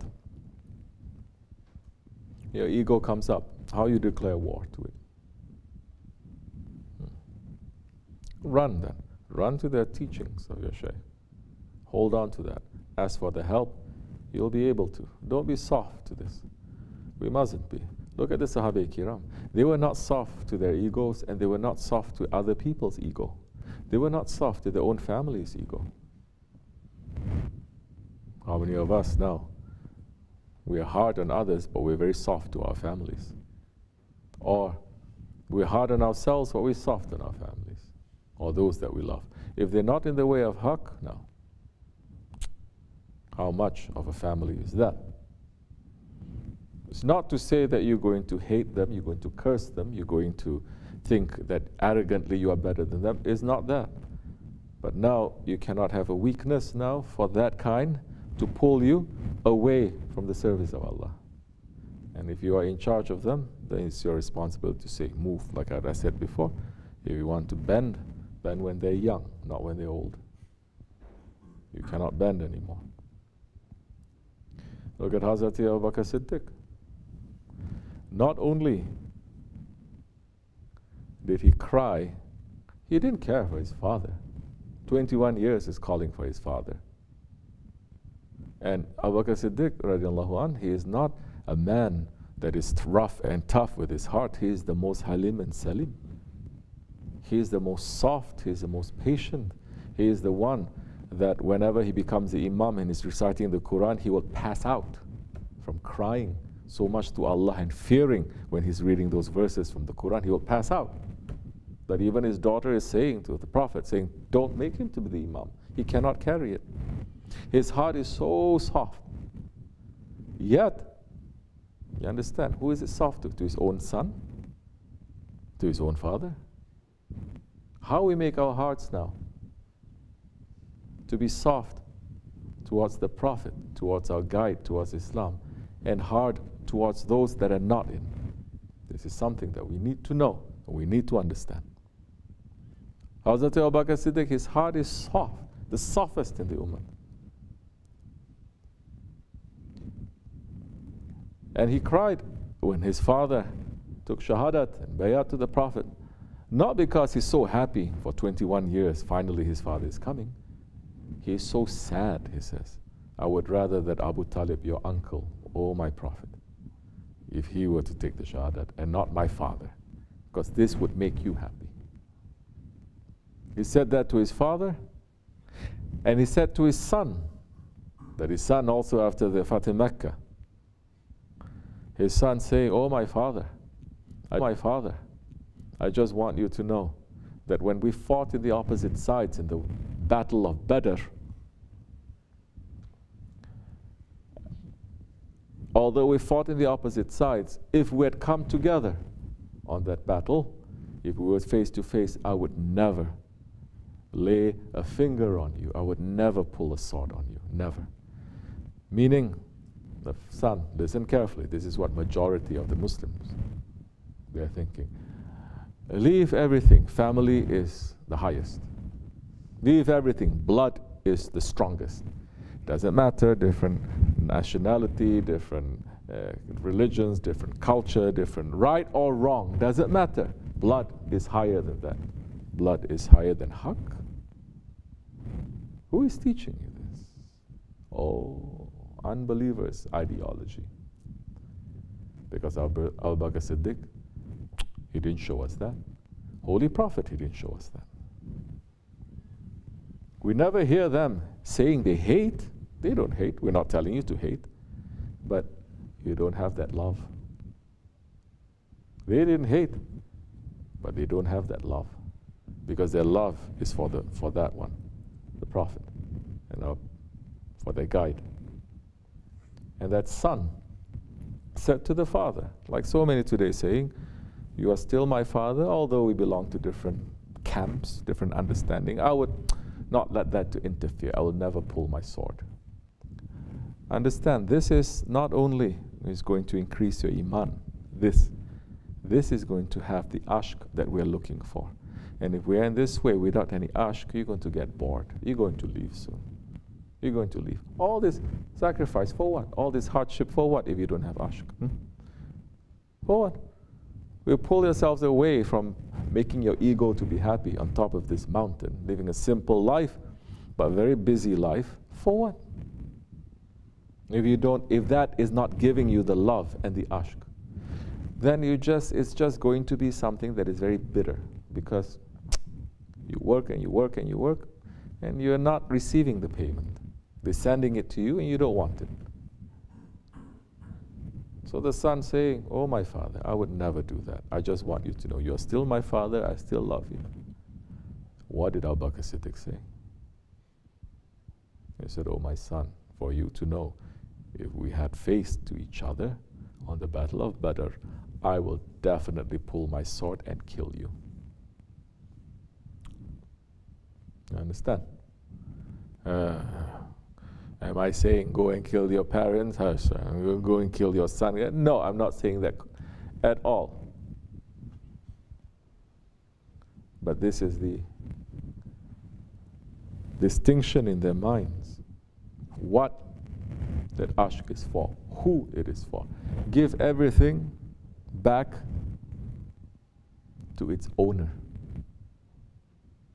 Don't steal anything. Give everything back to its owner. The owner of Ashq is Allah. Allah has given it to the Prophet ﷺ. Prophet ﷺ, he is the distributor. You understand? He takes and he distributes. Give everything back to its owner. We don't own anything. This is fakir. People flying when they talk about tasawwuf or Sufism or to become dervish or to become fakir, flying, but they're not understanding. This is fakir then. You have nothing. You don't own anything. You understand? You don't own that love. You don't own your desires. We don't own our lives. This life was given to us and is going to be returned. There's nothing. We don't even own the breath. What is it that we own? Nothing. So the dervish, the fakir, understanding that we are poor, we don't have anything. And things that is given to us as an amanat, as a trust, we must return. We cannot keep. The truth that comes, we must return. The batil that comes, we must return. We don't keep. Yeah, that time, you keep yourself straight. Otherwise, a little bit bending here, a little bit bending there, a little bit bending here. This is not how Prophet was. This is not how the Sahabi were. This is not how our sheikhs. This is 21st century kind of Sufism or Islam. You go straight, little bit bend. You must bend because Islam says it's merciful. Don't force anything, so you must bend. This one saying like this, you must bend this way, you must bend this way, you must bend this way. No honor.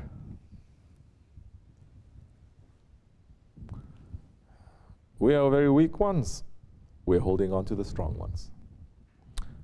That time they can give us the strength. The strength is not coming like some people from within. It's given to us.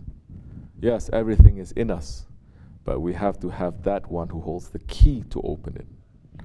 We don't hold the key. We don't. Allah has given all the keys to the Prophet ﷺ, and He is giving it to those ones who are going to represent Him. And He say, you want to find your treasures? Go to that one. He has the key. Understand? Inshallah, people understand. We will see. It is with the tests that your reality will come out. It is through the hardship that your reality is going to come out. It is through the sacrifice and the suffering your reality is going to come out. It is not through pleasure. It is not through the ease. Not. Even if you want to test something that is a gold, you have to make it to go through an acid test. In this world, if you want to have purity, you have to burn off so many of the things that's not there. There's suffering. You want to discover your own real self, your own purity. When you go through difficulties, don't complain. When you go through difficulties, don't start looking down like this. Oh, I'm the only one with all the problems in the whole wide world for all thousands of years. No, open your eyes a little bit. Lift up your face a little bit. Look around. Have some perspective. That life becomes bearable. Then you realize, I don't own this. Allah is putting me through a test. I don't own this. Allah is the owner. It hurts a little bit. Pull that away. I don't like to part with that one. That one I love so much. What happens when you die? So many people thinking they have faith, when Allah sending the angel of death to take their life, they lose their faith right away because they don't want to die. They don't want to be separated. They're disobeying Allah and they're disobeying the angel of death. Say, I'm not going to come out. I'm attached to this one. I'm attached to this dunya so much. You still didn't die before you die, then you're in trouble. You didn't die before you die, you're in trouble. This is not, oh, don't worry, when the time comes I'm going to make it. No, never when the time comes. Everything is through training. Everything is through training. Even Prophet ﷺ, before he received the wahi, he was always in training. He was always in seclusion. Every year that we know, in the month of Ramadan, he's always secluding himself before prophecy, before prophethood was given. A Prophet ﷺ has to go through that training, that when he was a boy, his heart was split open. It was clean, real split open. Later it happened again. Later it happened again. What about us? We say, oh, don't worry, everything is going to be okay. New style, don't worry, my sheikh is going to take care of it. Your sheikh became a magician now. Look at the lives of the Sahabi Kiram. Did the Sahabi Kiram leave it to the Prophet ﷺ, or did they run? They ran. And they were tested. Those who were not sincere, they failed. Those who were not sincere, they failed. They were eating with him. They were drinking with him. They were praying behind him. We can only dream about the Prophet ﷺ. Fahri Kainat. They were kissing his hand. They were eating from the same bowl. Yet, they left and they betrayed because they were not sincere. They failed because they didn't put their Prophet first. They put their ego first. So if it can happen to them, definitely can happen to us. Are we looking at that every day? To say it can happen to me. Well, what am I going to do then? What am I going to do? We passed Ashura. Don't think that Ashura is not going to happen again. It has happened. It is still happening. It is going to happen to us. Where are we going to be? It's going to happen to us. Where are we going to be? If we are not training ourselves to be here, at least when there's nothing, just ease. Just to come, say once a week, or twice a week, or to be on time. When there's just very easy. If we cannot sacrifice ourselves, then in the event of Ashura, in the event of Karbala, Karbala is going to happen to us. What are we going to do? These examples that is coming, we should take into our lives, and really the believer must say, what am I going to do in that situation? If the Sheikh says, now we're going to leave, we're going to move. Everybody take your stuff, we're going to move somewhere. Knowing that the enemies are going to come. What are you going to do? What is going to pass through your heart? And don't think, oh, when that time comes, it's okay. No, if you're not training for now, that time you're not going to be prepared at all. Okay, you're training a little bit. You say, oh, I'm so weak. Then you must run to do something. The believer, the one sincere, is not going to say, oh, I'm so weak, I'm so low one, and just sitting over there and keep praising yourself that you are the low one. That's not a believer too. That's not being sincere. You ever see anyone saying, oh, I'm so hungry, and they don't go to eat? Or I need to go to bathroom, I really need to, and they don't move for these low animal desires and appetites. You know how to move. You know how to fill yourself, and you know how to empty yourself. Then what about filling yourself spiritually?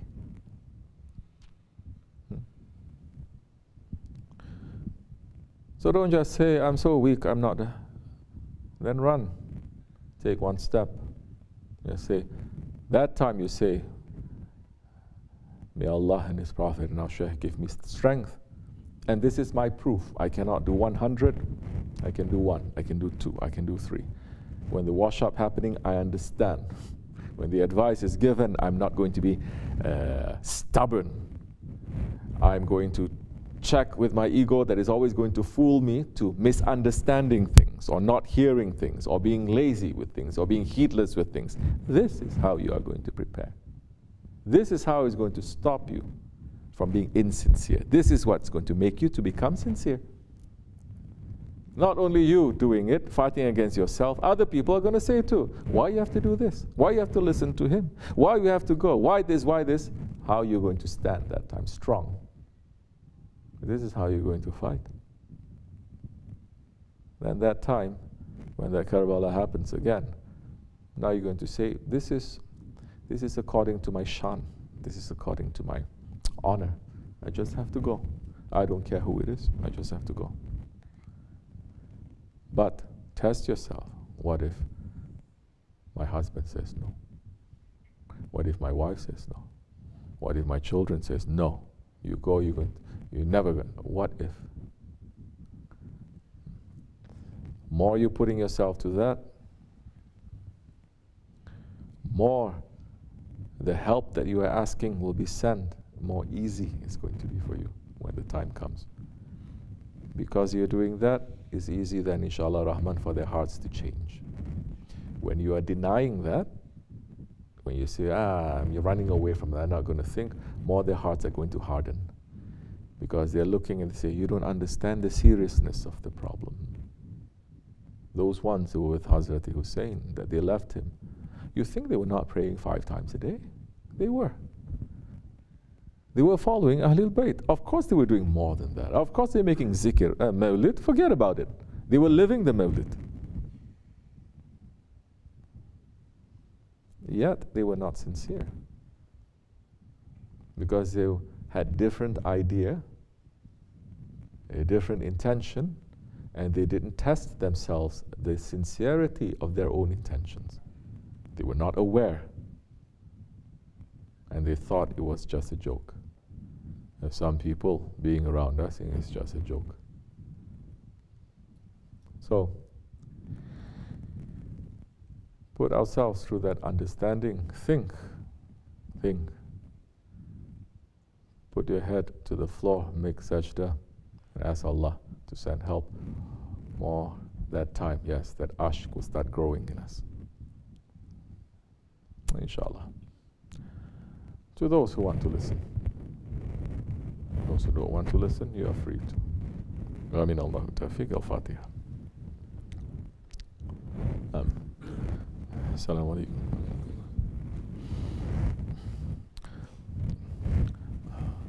Say inshallah.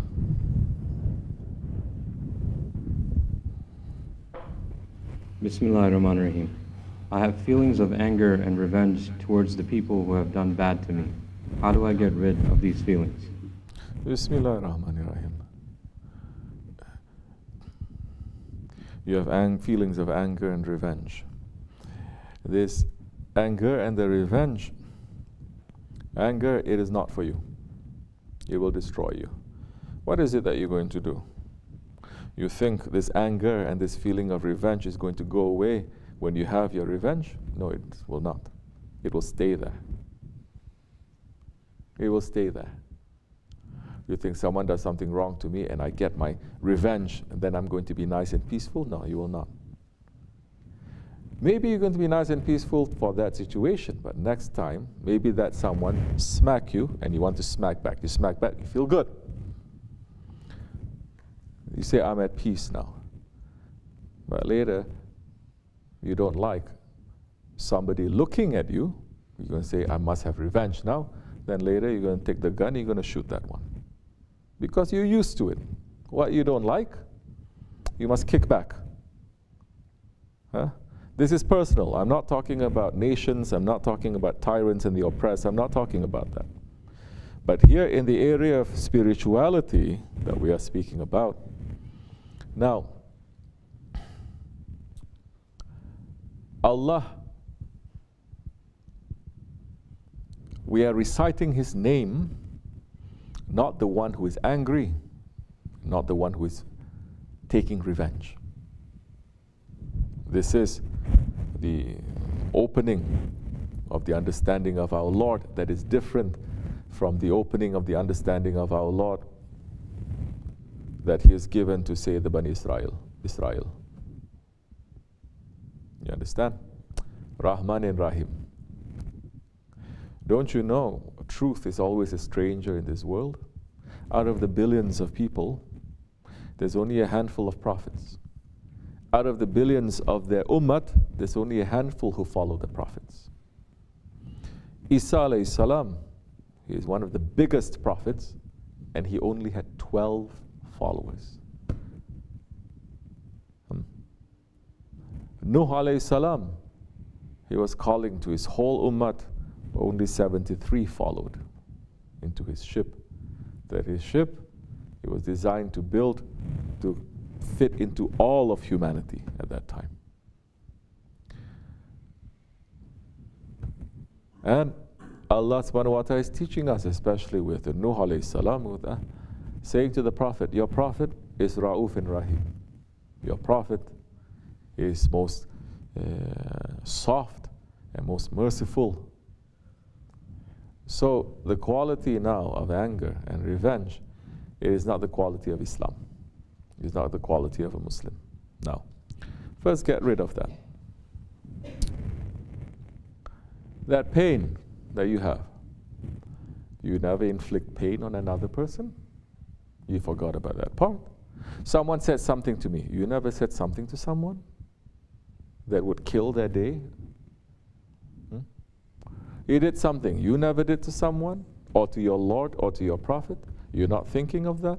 Now, instead of looking out, look within. Now you understand, okay, that one did that to me. Oh, but I did this.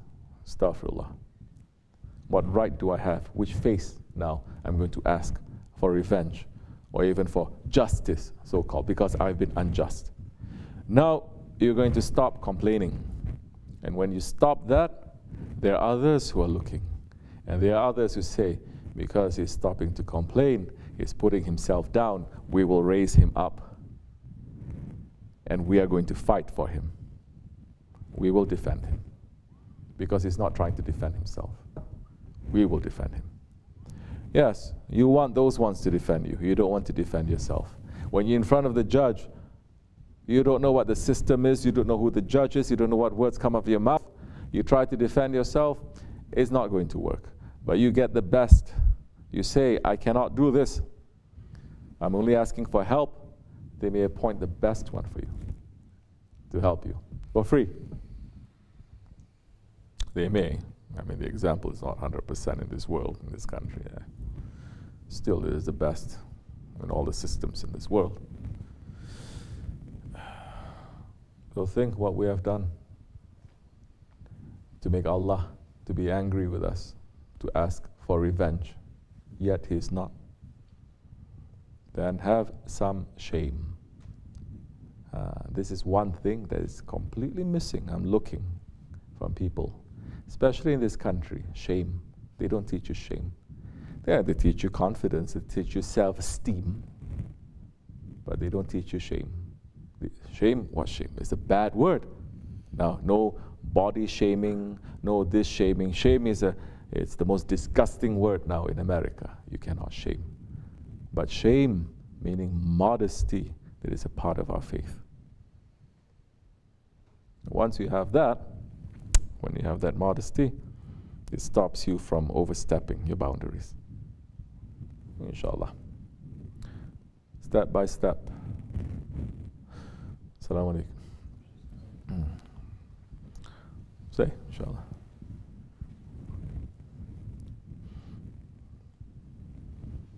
Bismillahirrahmanirrahim.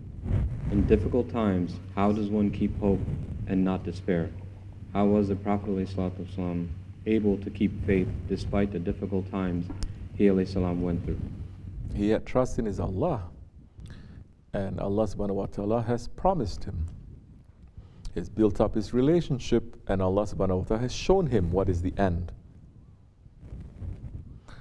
Now, we know Allah has promised very much the same thing for the believers.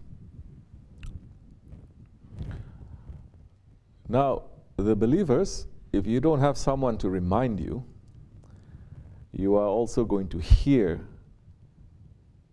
countless voices inside and outside telling you that everything is hopeless, everything is meaningless, everything is evil, and just enjoy yourself and die. You have that voice. Now there are competing voices inside of you. Shaitan is the one who is whispering to you. But Allah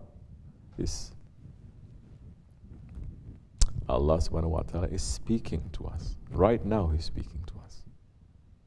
He's closer to us than our jugular vein. The Prophet is also speaking to us. The angels are also speaking to us. The awliya Allah, they're also speaking to us. Now, you have all of that voices there, but you are not turning your station of your heart to those voices. You're always turning your station to the heart of your heart to the shaitan, the whisperings, or to this dunya, or to your ego. Although there's so many other stations, you don't listen to that. It's not that it's not there, it is there. But you don't know how to turn that, like a radio, that's to listen to those stations. Because you're so used to listening just to your ego. How are you going to learn now? You need a guide. He's going to say, do this, you will come, you will turn that station. Don't do this, and you'll be able to listen to this station too. And this is real. So that time, you are not going to have despair. Although difficulties are going to happen, yet you still see and you trust and you see the promise that is ahead of you. And you are together with those ones who are on the same way. You're not alone. That time very easy for you to come out from that hopelessness. Hopelessness is coming from shaitan.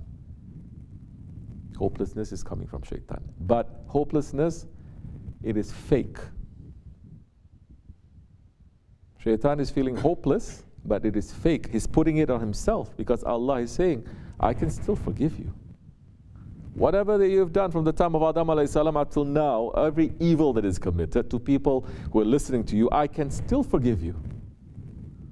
But shaitan makes himself to be hopeless because of his ego. Shaitan says, you want me to what? You want me to make sajda, to prostrate, to bow down in front of the grave of Adam alayhi salam, then you will forgive me? He says, forget about it. He says, I didn't bow down to him when he's alive. You want me to bow down to his bones, to his dust? He becomes more arrogant now. So now, that hopelessness is something that you put on yourself, that you are denying and you're turning away from the mercy of Allah subhanahu wa ta'ala. And the things that you do, things that you say, things that you think, that is going to make you to deny the mercy of Allah. And there are things that you do and you say and you think that is going to open the mercy of Allah subhanahu wa ta'ala. So be with those ones who are always opening.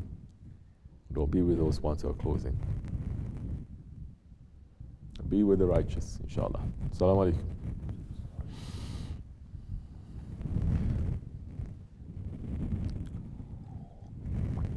Say, inshallah. Bismillahirrahmanirrahim. Allah subhanahu wa ta'ala is always saying through the Quranic verses that the signs are there for men of understanding. Then it's also mentioned that for some people, even if you show the signs openly, they will not change. How do we understand this better and make sure that we don't fall into that category? Gain understanding. The key word there is for men of understanding. How do you get that understanding now? How do you get that understanding? When Hazrat Ali sees the Holy Prophet ﷺ, he sees the reality. Once, that Uwais al-Qarani sees in every moment. He sees the reality. Physically, he's saying, I've never seen anyone so beautiful. As Hazrat Aisha said,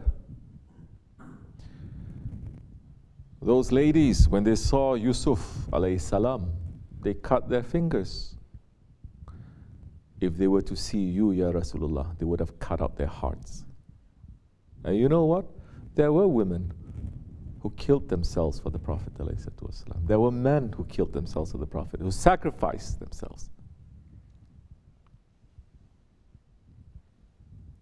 But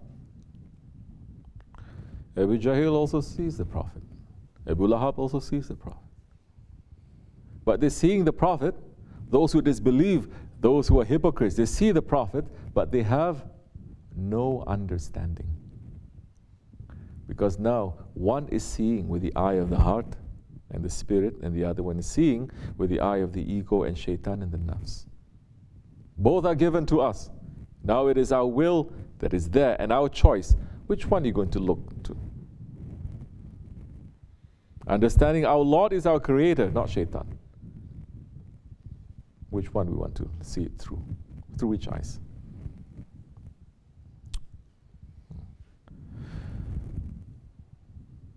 This is key. When you're making the sunnah, following the way of the Prophet, then slowly you start seeing things the way it's meant to be seen. Slowly you start seeing things with the eyes of your guide, with the eyes of your Prophet. Oh, what is he saying? Astaghfirullah. With the eyes of Allah. What is he saying? He's making shirk again. Isn't this the hadith Qudsi that Allah subhanahu wa ta'ala is saying? Those who understand, how did they understand? Because they do what is obligation to them. How do they get this understanding to see with the eyes of Allah? Because they do what is obligation to them, what Allah says do, and they don't do what Allah says don't. The Shariat. Then they go deeper. They don't need for Allah to say openly yes or no. They know, they're using that will now, and they know what Allah wants. And that time they draw closer to Allah subhanahu wa ta'ala by doing the acts, the actions that is not obligation for them. And they come so close that they become what? Allah becomes their hands, their eyes, their feet, their hands. You understand? Slowly it starts changing. I'm not saying that you're becoming Allah. Astaghfirullah. But for people who want to jump to those conclusions, then definitely you're not ready to listen to anything we have to say. Your mind is still stuck there.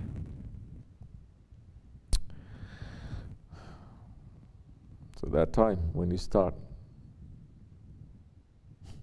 our eyes, our sight doesn't belong to us. The quality of seeing, it belongs to Allah subhanahu wa ta'ala.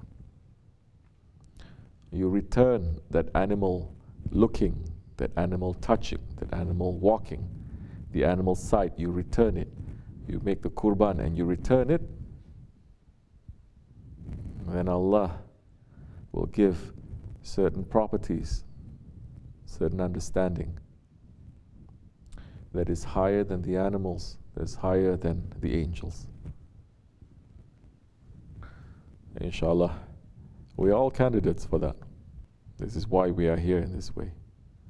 The more you're putting yourself in front of the will of your guide, more stubborn you're going to become, more you're not going to be making progress. Submission is important, and may Allah give us the strength, inshallah. Assalamu alaikum. Okay, last question.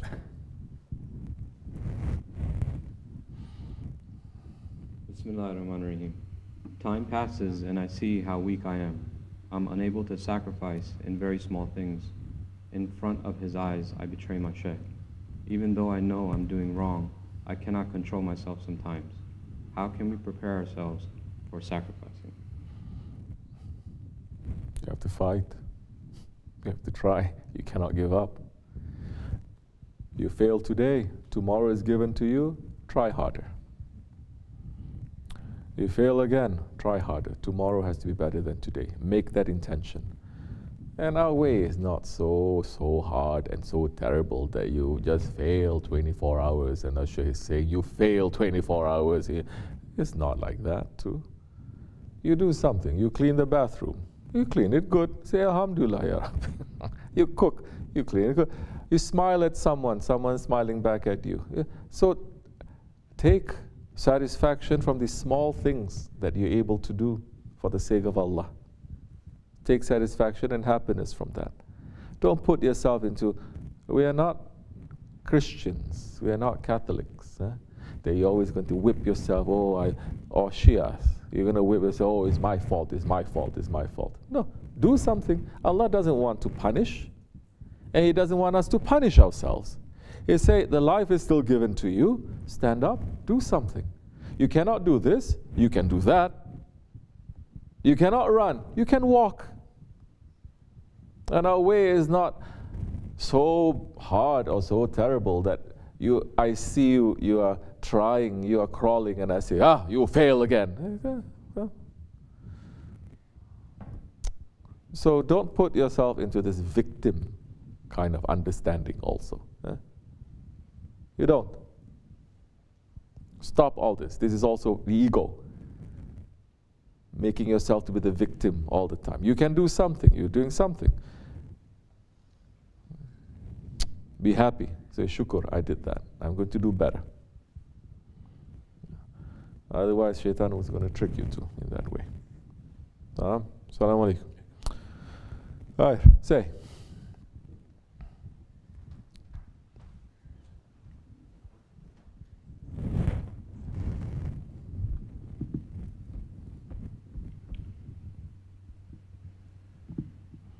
Bismillahirrahmanirrahim. How can we look at our loneliness as a good thing for Allah's sake?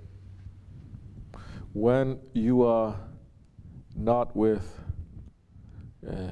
bad people and evil people and people who are not knowing their Lord, hating their Lord, evil ones, tyrants, selfish people, slanderers, cheaters, liars. When you're not with them and you're alone, be very happy. Be very happy. When you're with people who have no heart and they're not caring and you cannot find anyone, be alone is better. This is the advice in the last days anyway. Because you are not alone. Physically you are alone, you may see, but you are never alone physically. You are never alone spiritually. Physically you may be. But your Lord is always with you. He's closer to you than a juggler. And your Prophet is with you. Every time you give the salawat, the Prophet returns the salawat to you 10 times. How you believer can feel he is alone? Then you have to build this relationship to your Prophet and to your Allah. The awliya Allah, they are not there with you physically maybe, but every time you connect, they are there. They are there anyway, whether you connect or not. Then other ones are also there. Now, you have a choice to be together with evil people, and you're not going to feel alone, or to be by yourself, not surrounded by pick by yourself. It is better.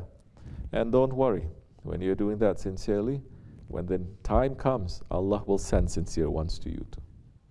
You're not going to be alone. Allah will send, according to your sincerity, Allah will not only send one, He may send a whole Jamaat to you. Then that time you're going to have another problem. Say, oh, what am I going to do? Now, I'm always surrounded by people. Huh? Correct or no? Every one of you were like that too. Before, I'm so alone, I have no one cares for me. And we give everything. Now, oh, it's too much. Now I have to run to be by myself. Because otherwise I'm always surrounded by people. So now, slowly, inshallah, you will understand. The whole idea is not physical. The whole idea is where your heart is. And when you're with a group of people also, group of believers like this or like that, every time you're with them, your station is going to rise higher. Yes. Because you just helping one person, your station will rise. Somebody is being idiot to you maybe, and you're patient, your station will rise. You're running to help, station will rise. You'll get blessing, you'll get reward. You're running away from everyone, and you say, oh, I can't stand everyone. You're going to get stuck. Now that you found, you're going to get stuck. Once you get stuck, shaitan is like this, now you are ready. Because exactly where I want you, you have to be stuck, then I'm going to whisper all these things to you. Then your ego is going to whisper all these things to you, then you're just going to be stuck and busy with all of that in your own shaitanic jamaat. not in the Jamaat of the righteous ones. Then you're going to be stuck there. Then you may take a crane to lift you out from there. It's going to be very difficult at that time. Once you get the feeling is coming, snap out of it, come out. Don't let yourself to be pulled more and more and more and more. How you feel, what is the difference now? Difference is, do you hate people or no? I like to be alone. Allah knows I don't have too much time to be alone, but I like to be alone. But if you want to be alone and you say, oh, I'm so fed up with everyone, I'm so fed up with people, at least the prophets, they may say that from time to time. The sheikhs, they may say that. Not us, not you or me. And once you say, and they are doing it not because of their ego, never.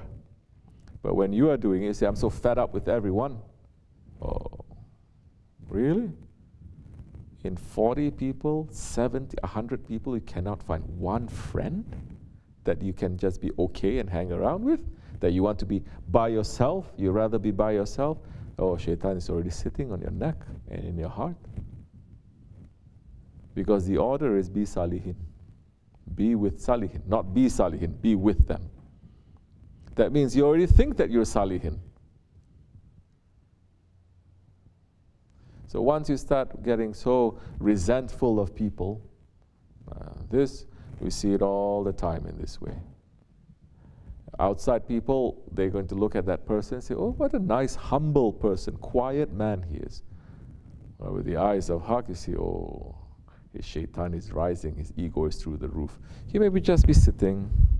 He may be sitting on the floor, or sitting in the basement, or sitting, just looking, basement. Yes, sitting. Everyone looks so nice, humble man.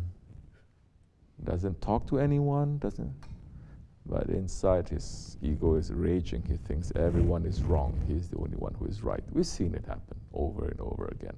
So many of us, we have gone through it. That's why we can say.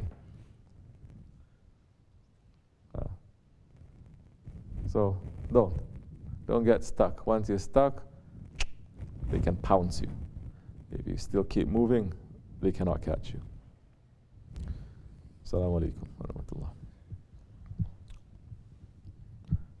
Say.